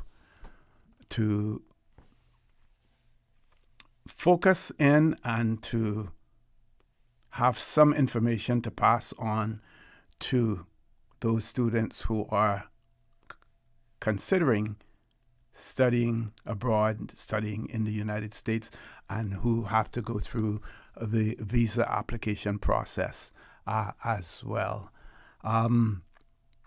We do have another WhatsApp message here, but it's going to take some time for me to read that first. So why don't we take a commercial break? If we're ready to do that now, folks, please stay tuned. Talk Today. We'll be back shortly. Subway and Oreo has changed the dessert game. Introducing the Oreo footlong cookie, a full 12 inches of chocolatey, creamy goodness. It's big, it's bold, and it's here for a limited time. Perfect for sharing or not. We won't judge. Want it fast? Order ahead with the Subway Cayman Islands app for quick pickup and earn loyalty points, or get it delivered straight to your door with Bento and Let's Eat. Don't wait. Treat yourself today. The Oreo footlong cookie is calling your name. Subway. Eat fresh. Snack sweet. Shipping to the Cayman Islands is fast, reliable, and seamless thanks to Cayman Airways Cargo. Need it faster than ocean freight? Cayman Airways Cargo offers multiple cargo flights to Grand Cayman from Miami weekly, so your packages, whether big, small, or in between, will arrive in no time. You can even use a Cayman Airways Cargo US address for your online shopping. Cayman Airways Cargo is also the only carrier providing air freight services for Cayman Brac and Little Cayman. Contact us today and see why Cayman Airways Cargo was voted as Cayman's best cargo and logistics company in the Best of Cayman Awards. For details, visit caymanairways.com/cargo. Did you know that Doctors Hospital provides urgent care services 24 hours a day, 7 days a week? And Doctors Hospital's urgent care physicians have access to the most advanced MRI and CT imaging in the Caribbean, providing reliable diagnostics when you need it most. When you need quality urgent care for an illness or injury, Doctors Hospital is here for you 24/7. Whether it's a migraine, chest or abdominal pain, shortness of breath, broken bones, or another urgent need, Doctors Hospital at the top of Walker's Road. Urgent care right now. Freedom, Cayman Brac. Freedom, Little Cayman. Soft breezes, blue waters, no traffic. Unwind and rejuvenate your mind, body, and soul. Sister Island Staycations, a taste of freedom. Discover all that our sister islands have to offer.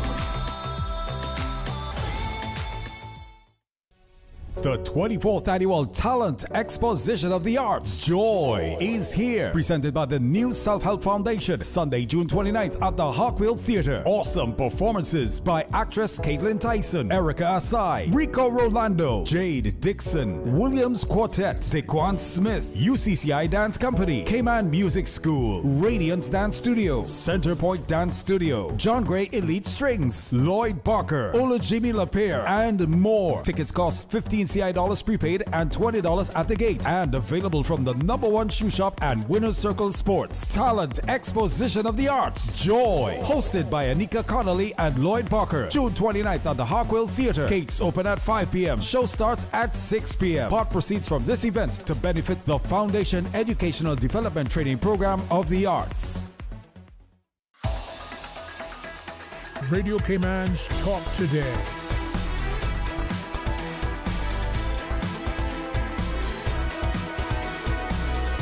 What is on your mind, Cayman? Good afternoon. Welcome back to Talk Today. No guest in the studio. One of our listeners wants to know whether or not we can shed any light on this particular issue. They pointed out that they have noticed on some social media advertising post that a transportation service called Island Go, which they believe operates similar to Uber. The person says that their concern is, the question is, how can our authorities, meaning the transportation board, sit back so quietly and allow this kind of business to go on while there is, as they understand it, no kind of insurance available for persons to use private vehicles for reward or hire. Given this fact, it then seems that this would be illegal. So I guess we'll have to do some research on Island Go and see what they say, what they offer.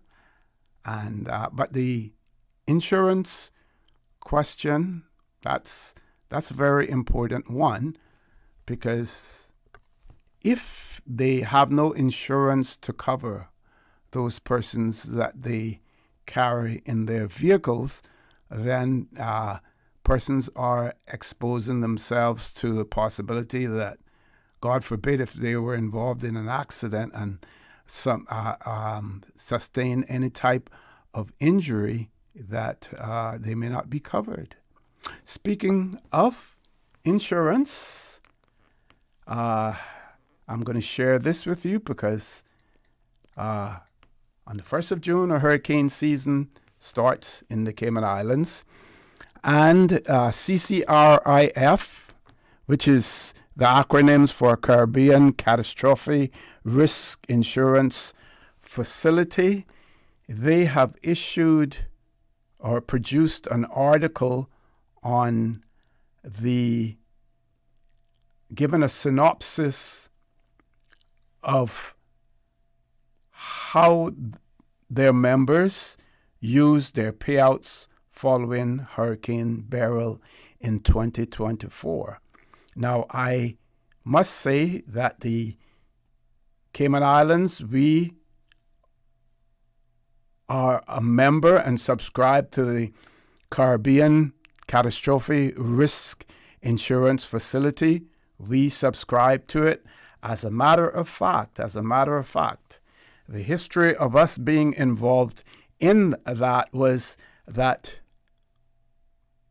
the then leader of government business, the Honorable Kurt Tibbetts, happened to attend, and I attended along with him, a Chatham House discussion on certain issues, and it was brought to his or attention at that point in time that this facility by the world to be financed by the World Bank, and I think Japan, the Japanese government was also involved in it, and several other G7 countries were involved in funding this risk insurance. And his ears sort of like propped up when he heard about it, of course, because we had already been through Hurricane Ivan at that point in time. He followed up on it, and eventually this facility came into being, and it has been proven to be extremely beneficial to those countries who subscribe. I think the initial payment was something like $1 million, and there were some of our fellow or sister overseas territories that were unable to come up with that kind of money as well, and they were certainly assisted by other overseas territories. So they have, like I said, given a synopsis of how the members of the Caribbean Catastrophe Risk Insurance Facility have used their payouts following Hurricane Beryl. So they point out that in Jamaica, Hurricane Beryl caused significant economic disruption, with damage and losses estimated at 1.9% of the 2023 nominal GDP, which approximately 22.9% of the island's population, or 618,496 people across 19 communities, were directly impacted by flooding, landslides, and infrastructure damage.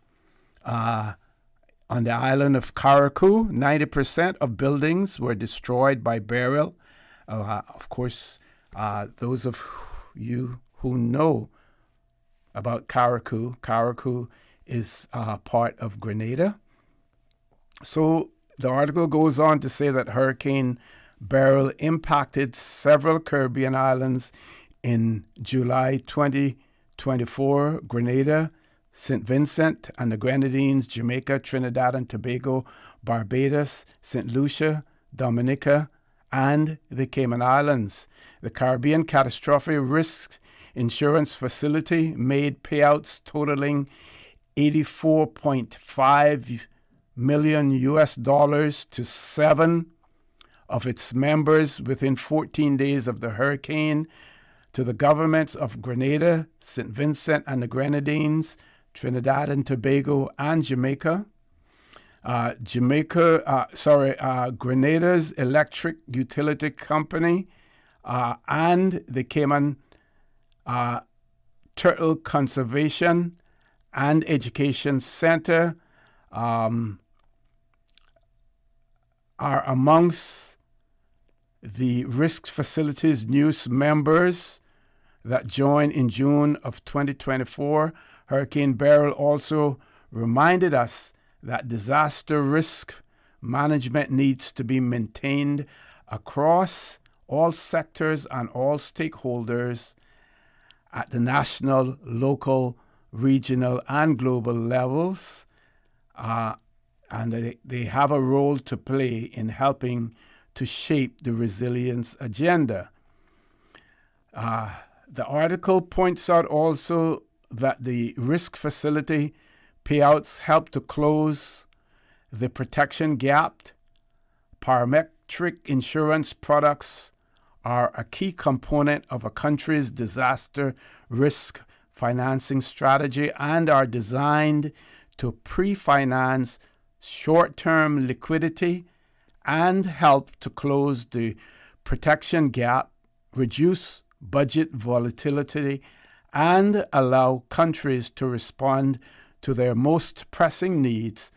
Post-disaster include providing support to the most vulnerable in the Caribbean and Latin America, for example. Insured losses represent a small fraction of the economic losses, strengthening the case in these highly exposed countries for CCRIF as a key vehicle to help close the protection gap. The risk facility has demonstrated that catastrophic risk insurance can effectively provide a level of financial protection for countries vulnerable to natural disasters.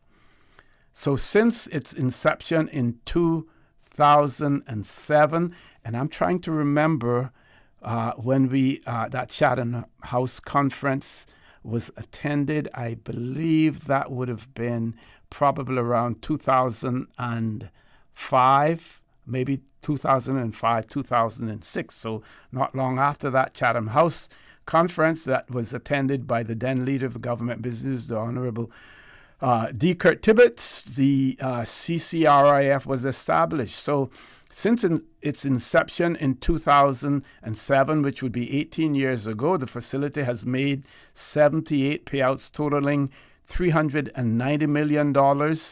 Payout amounts increases with the level of modeled loss. CCRIF can provide coverage of up to $150 million per peril insured. This figure show how, and they have a chart that shows how the payouts have been used by members over the years. They also point out that today CCRIF is recognized as the Caribbean and Central America's development insurer, providing rapid payouts to members within 14 days of a catastrophic event with policies, when policies are triggered, even for multi-country events, which cause millions of dollars in damage, such as Hurricane Beryl. So the table that they have produced shows that St. Vincent and the Grenadines receiving $1.8 million. They used it for immediate cleanup of debris, installing new poles island-wide to restore electricity to Union Island, Carriacou, and Mayoral. I'm looking to see other countries rather than trying to read all of them out there. Any ones that are Grenada, $42 million they received. Looking for more. And then Grenada received more again. Grenada there again. So we're seeing more for Grenada. I just before we go to the commercial break, I also want to say that this risk facility was not always perfect. In its initial stages, those participating countries who paid their premiums were highly critical of the parametrics that were being used, because it appeared that the risk facility, like many other insurance facilities and insurance companies, are looking not to pay out money, but how not to pay out money, how not to have to pay out money during a disaster. The participating countries were extremely critical. The entities at the risk facility realized what was happening, what was wrong, and of course they amended their policies so that countries then were getting payouts rather than them being told, oh, the wind velocity was not such, the flooding was not such, or you were covered by this, but you weren't covered by that. So they have amended their ways and acting as a disaster risk facility that is there to provide assistance, not to avoid assistance and having to pay out as well. With that, we're going to go to our headline news at 2 o'clock. When we return, we will have less than half an hour to go in Talk Today. If you have any questions, comments, I will provide you with those numbers that you can call in as soon as we return. Please stay tuned. Talk Today. We'll be back shortly. Radio station. Radio Cayman is the voice of the Cayman Islands. From Radio Cayman's newsroom, this is Headlines. The headline news is brought to you by Kirk Market. With a look at your latest headlines, I'm Jevi Ebanks. Cayman Arts Festival invites you tonight to Music at the Library. Here is Cayman Arts Finance Marius Gaina.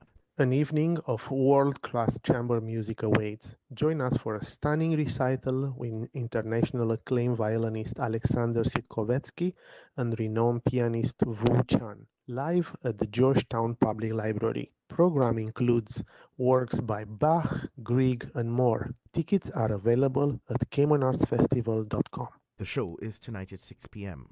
In regional news, Vibes Cartel has been granted a permit to perform at the One Caribbean Unity Music Festival on the 31st of May with restrictions on activities and content. He can stay in Trinidad for 7 days but is barred from crime awareness events and promoting gang-related content. His setlist must exclude offensive material and he must cover security costs. Festival lead Jonathan Gomez confirmed his clearance, calling it a historic return after 15 years. Cartel performs this Saturday at the Queen's Park Savannah. Wendy Franchette Williams has resigned as the CEO of Antigua and Barbuda's Airport Authority with immediate effect. Appointed in August last year, the Trinidadian national led the agency through a key phase for VC Bird International Airport. Reports suggest her resignation was requested by superiors, though no official reason was given. Joseph Samuel is now acting CEO, while a permanent replacement is being sought. That is your latest headlines. I'm Jevi Ebanks. www.radiocayman.gov.ky. Check out our social media pages: Facebook, YouTube, X, formerly Twitter, Radio Cayman Headline News.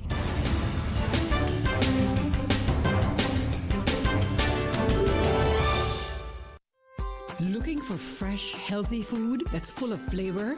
Then you've got to visit Kirk Market. Our dishes are made with fresh, high-quality ingredients. Enjoy vibrant mixed greens or satisfying pasta salads. Or try one of our delicious grill options like blackened chicken, spicy beef steak, or grilled salmon. Looking for something light and flavorful? We've got sushi rolls and poke bowls prepared daily. And don't forget to explore a hot bar or Billy Fresh salad at the salad bar. Stop by Kirk Market today for breakfast, lunch, or dinner and taste the difference. Eat well, live well with Kirk Market.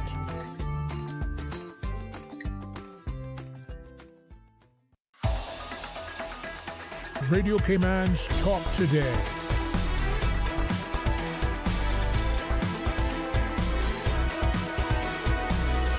What is on your mind, Cayman? Good afternoon. Welcome back to Talk Today. We have a caller on hold. We're going to take that caller. I just want to repeat this message one more time. There was a listener from Cayman Brac who was inquiring about the Visitor Experience Development Grant, which is designed to support new tourism products and services by Cayman entrepreneurs. They wanted to know what was the closing date for that. The closing date is tomorrow, May 30th. The application period was open from the 15th of April until the 30th of May. So the person over in the BRAC, the closing date for applications tomorrow. Let's go to the phone lines. Caller, good afternoon. Welcome to Talk Today. Hi. Hello. Good afternoon, Mr. Connor. Good afternoon. How are you? I'm good. I just wanted to call on the topic of hurricane season. Yes, ma'am. I was listening to you just now speaking about that facility that the Caribbean islands have. I would invite you to put on a series on home insurance here in Cayman. Mm-hmm. I think it's something that we have to open dialogue on. And I also would invite the government to weigh in on their thoughts on this. I do not believe, well, I believe that everybody here who has house insurance is holding their head, wailing and gnashing their teeth. Mm-hmm. The cost has become prohibitive.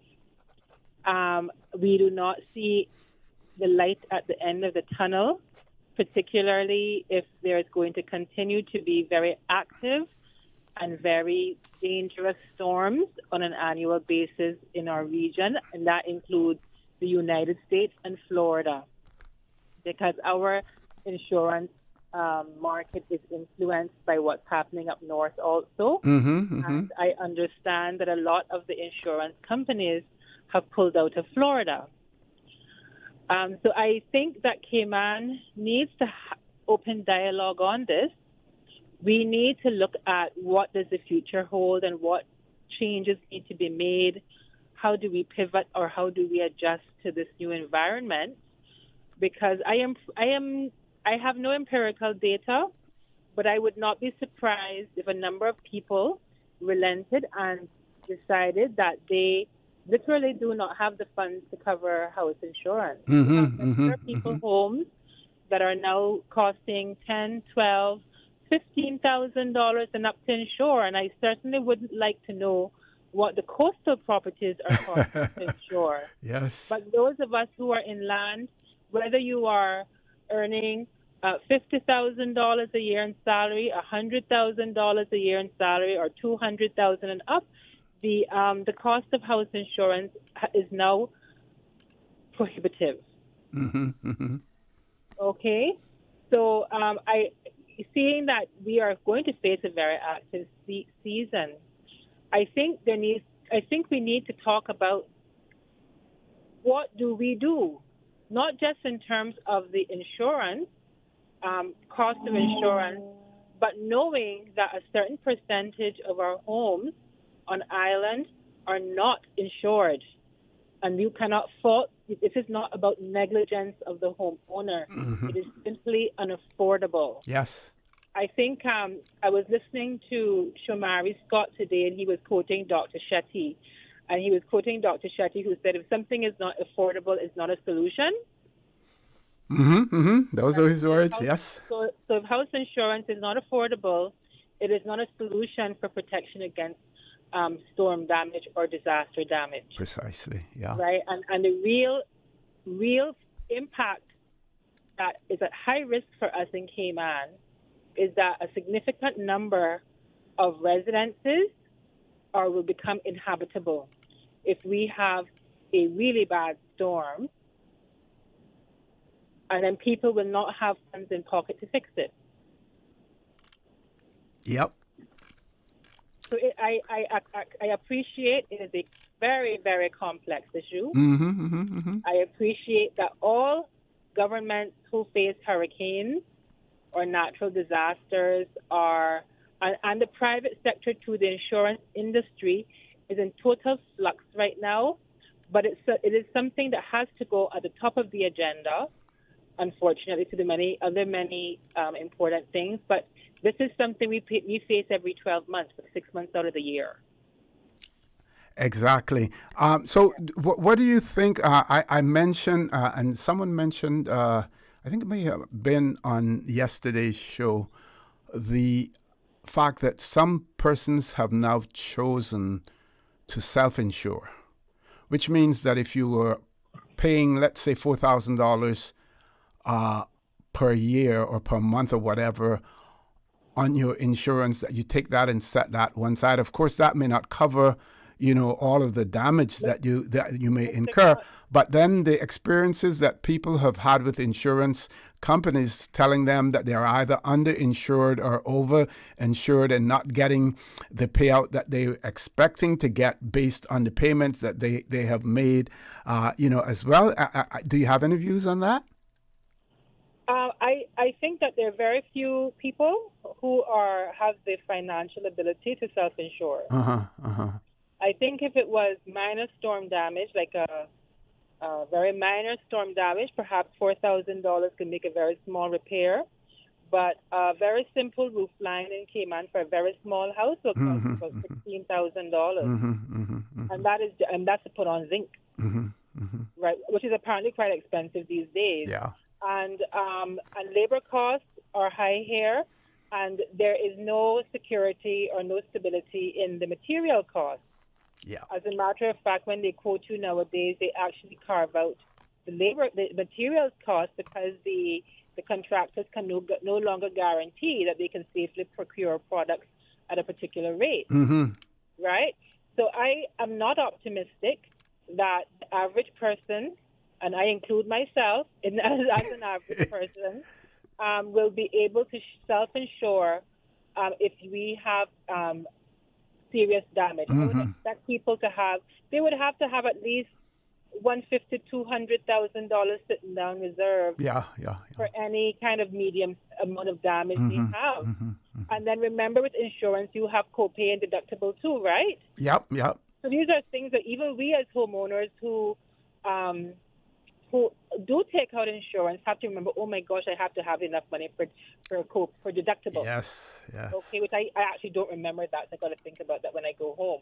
But yeah, so I think we have a real problem, and I think we have to give our community an opportunity for the government to hear what people are thinking. I think first of all, there needs to be public consultation on the issue. There are too little opportunities for the public to dialogue with their representatives. So true. Right? So I'm hoping that since we're entering hurricane season, that hopefully this can go on some kind of agenda, that there can be open dialogue about it, even if it is for the premier to be invited, somebody from HCMI or whoever it is, Mm-hmm. and just to start the conversation and let us all recognize it's like this elephant in the room that nobody wants to admit is there. Yeah. And we have to acknowledge its presence, because I can tell you, this year, I almost had a stroke. I was so genuinely upset of the cost of the house insurance this year. And I couldn't even be angry at my provider, because I knew that they were doing everything possible to give me the best rate. Okay. And I keep aware.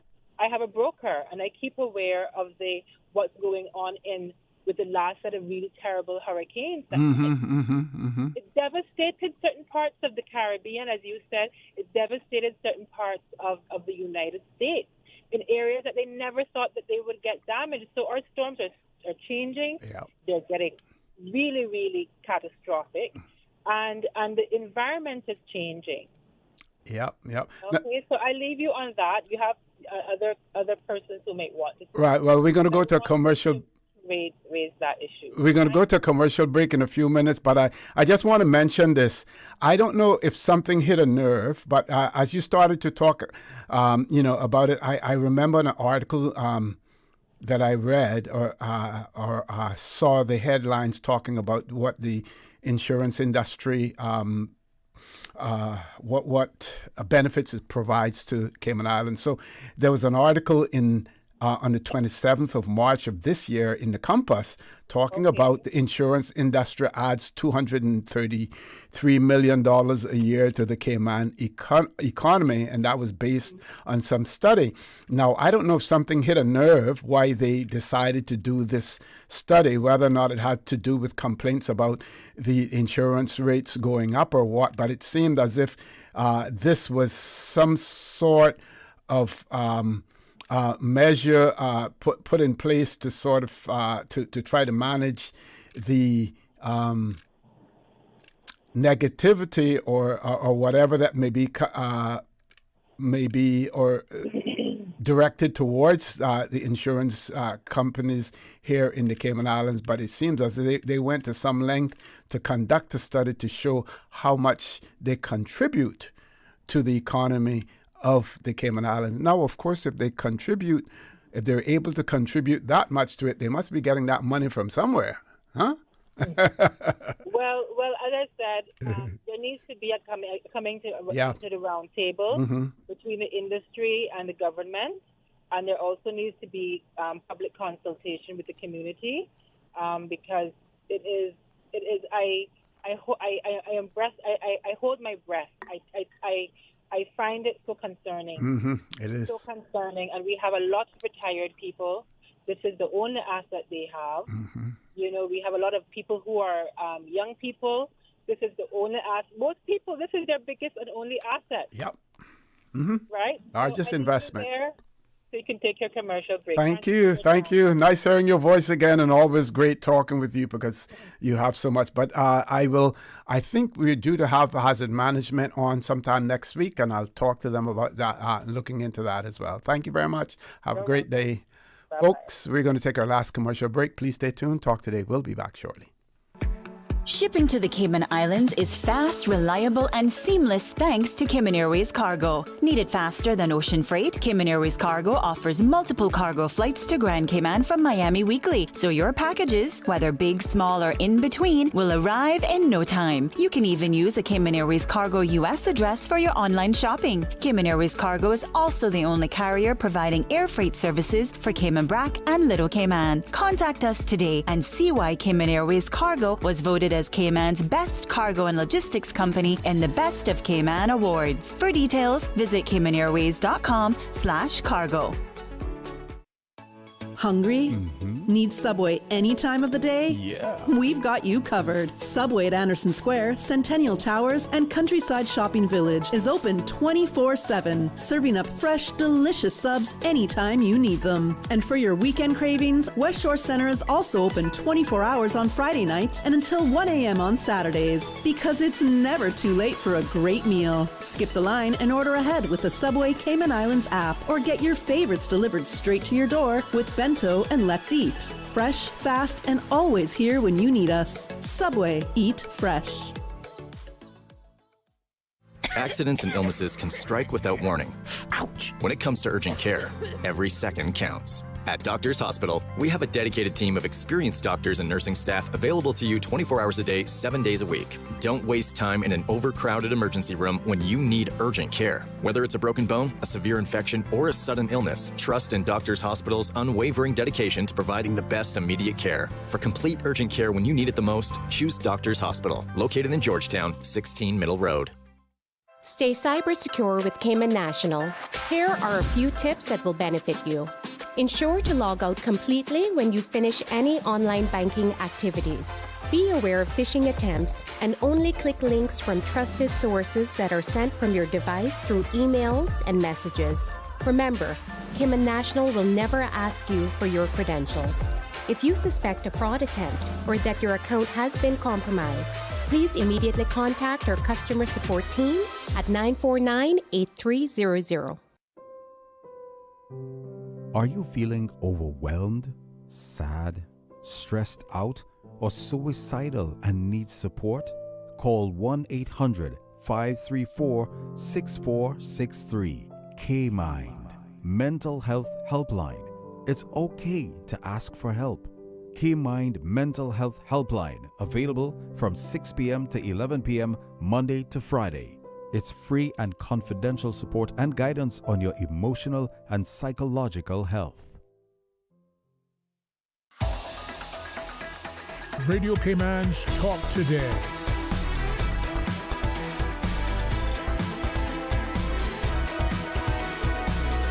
What is on your mind, Cayman? Good afternoon and welcome back to Talk Today. We're in the last segment of the show this afternoon. Before we go to our WhatsApp caller, here's something else along insurance lines, and I think this one was directed towards our guest that we had in the studio earlier from Health City, but when this was sent in at 1:53, they had already left, but I'm going to read it anyway. So the person wanted to know that given the rising cost of health care and the benefits of integrated care models, their question is, why hasn't Cineco partnered with Health City to provide policyholders with the option to choose between a traditional health services authority or direct access to Health City services? That's seems to be a valid question to be asked. I'm going to save this. I'm going to forward it to myself so that I can have it to ask the relevant parties whenever we have them in our studio as well. And again, the question is that why, and I don't know whether or not they have. I guess based on this person posing the question, that they probably have done their research and already know that this does not occur. Their question is, why hasn't Cineco partnered with Health City to provide policyholders, that's Cineco policyholders, with the option of choosing between the Health Services Authority or a direct access to Health City services as well? Let's go to our WhatsApp caller. Caller, good afternoon. Welcome to Talk Today. Hey, good afternoon, Mr. Orrett Connor. Good afternoon, sir. How are you? Okay, and you? I'm good, thanks. Okay. When it comes to the point system for getting status, with the point system... the point system for permanent point system is for PR, not status. PR. Okay. And when you're dealing with the point system, and you're going about it the regular way in getting your points, how many years would it take for a person to actually get PR? Well, they can apply after year 8. After being here for 8 years, they can apply for PR.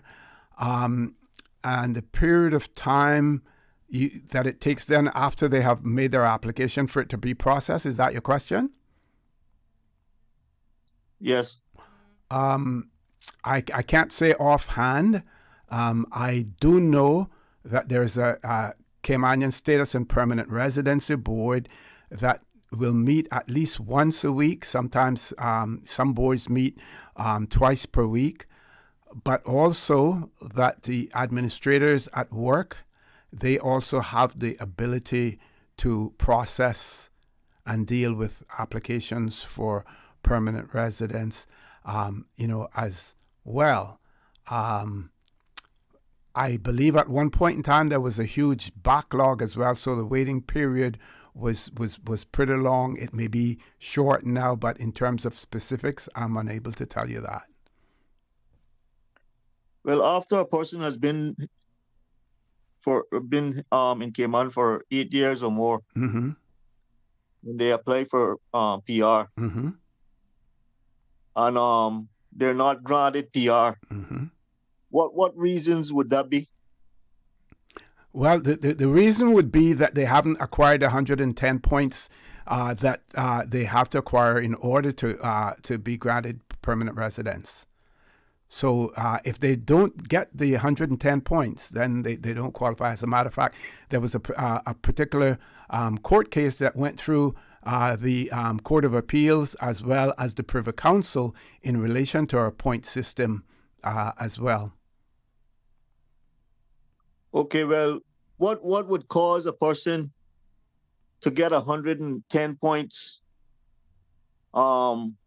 say, in 5 years, when a person that has been in Cayman over 8 years still weren't able to make the 110 points?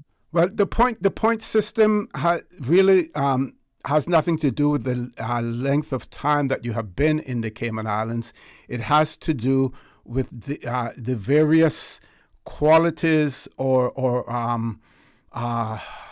the various qualities that you have in relation to the point system. For instance, I think a part of the point system has to do with whether or not you're involved in the training of Caymanians, whether or not you have any investments, in the Cayman Islands. I would have to Google and find all of the various things, but the point system has nothing to do with whether or not you've been here for 5 years or for 8 years. It depends on whether or not you're able to fulfill those qualities that they're asking for in the point system itself.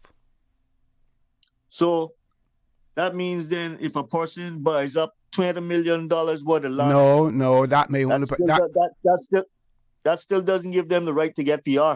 No, because that may be only one factor in the equation that may involve 12 other issues rather than just ownership of property.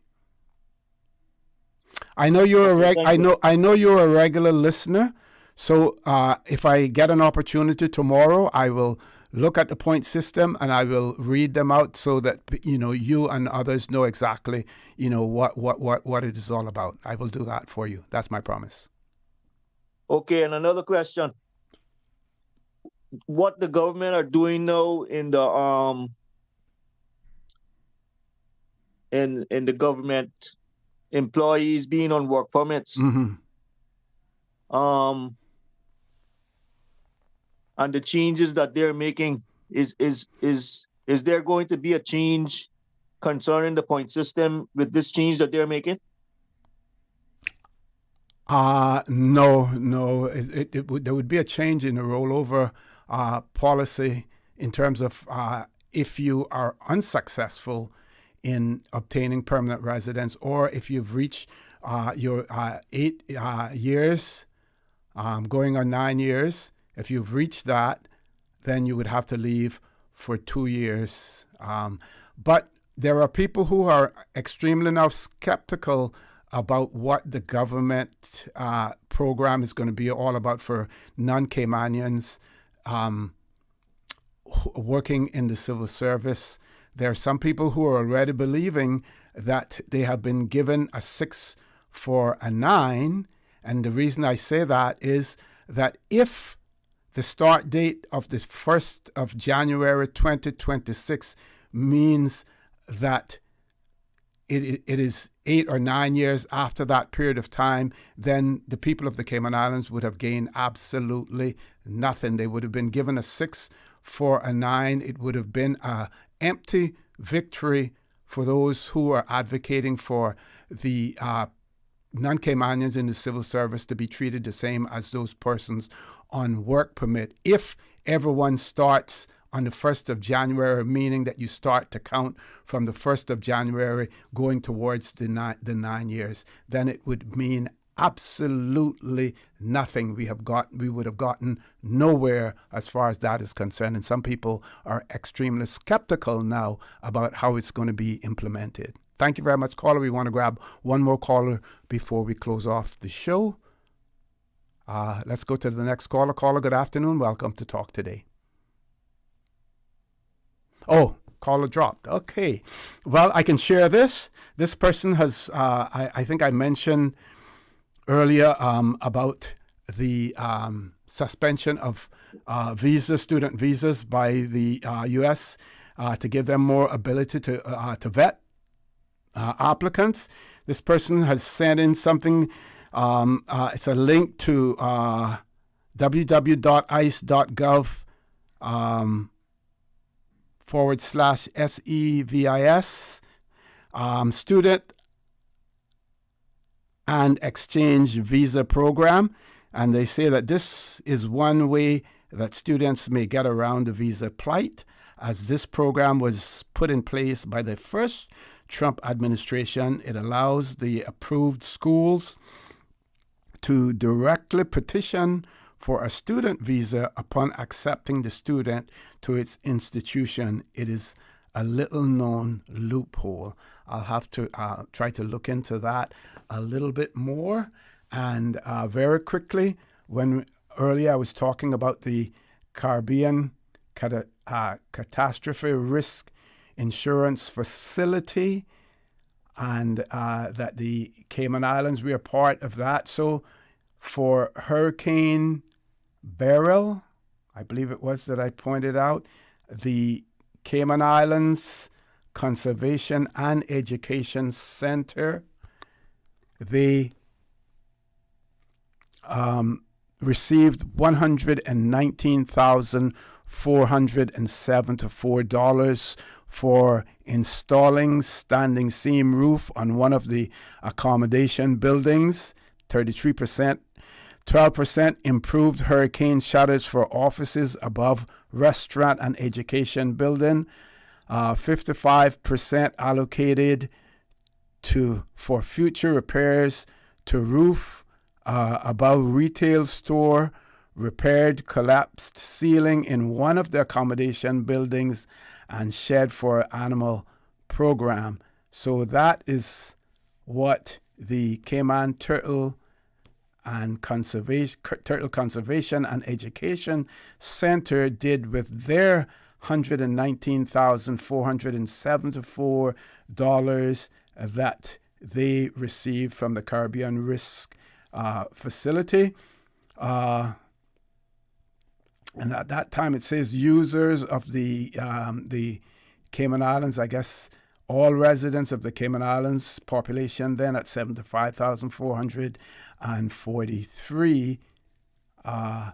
That was this basically, I guess, the country profile that was provided with the on the graph as well. But like I said, being a member of the Caribbean Catastrophe Risk Facility is extremely beneficial to the Cayman Islands and all of those participants as well, because they are they subscribe to it, they pay their premiums and everything.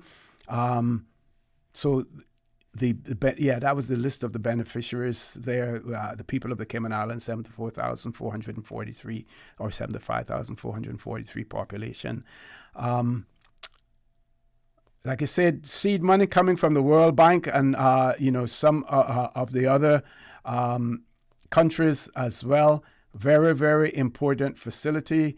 We pay into it, but we can reap the benefits as well. And while it doesn't cover all the damages in the Cayman Islands, it helps, for continuity after an event, usually payouts within 14 days, as well. And like the government of the Cayman Islands, we as residents and individuals need to do our part to ensure that we are protected as well by making sure that we have insurance for our property or premises as well. Insurance can be extremely high. Make sure that you read the fine print in your policies as well, because many insurance companies, they're looking to see how they cannot pay out as opposed to how they can pay out. A lesson learned by the Caribbean Risk Facility. Folks, I want to thank all of you for joining in this afternoon. I want to thank the representatives from Health City Cayman Islands for being here talking about prostate cancer as well. I say to you, please continue to stay safe. I welcome you to join me tomorrow morning at 7:30 on For the Record. And as usual, we ask the good Lord to bless these three beautiful, wonderful Cayman Islands. Talk Today is brought to you by Subway, open 24 hours in Countryside, Anderson Square in Georgetown, and Centennial Towers in West Bay. And by the Ministry of District Administration. Explore your history, explore your land, explore your sister islands. And Cayman Airways. Call them on 949-2311 to book your nonstop flights to Los Angeles and Panama. And Doctors Hospital. Peace of mind is important when life happens. Doctors Hospital, always there for you. Call 949-6066. Talk Today is also brought to you by Mike's Builders. Call 923-0706. Mike Builders. They make it happen.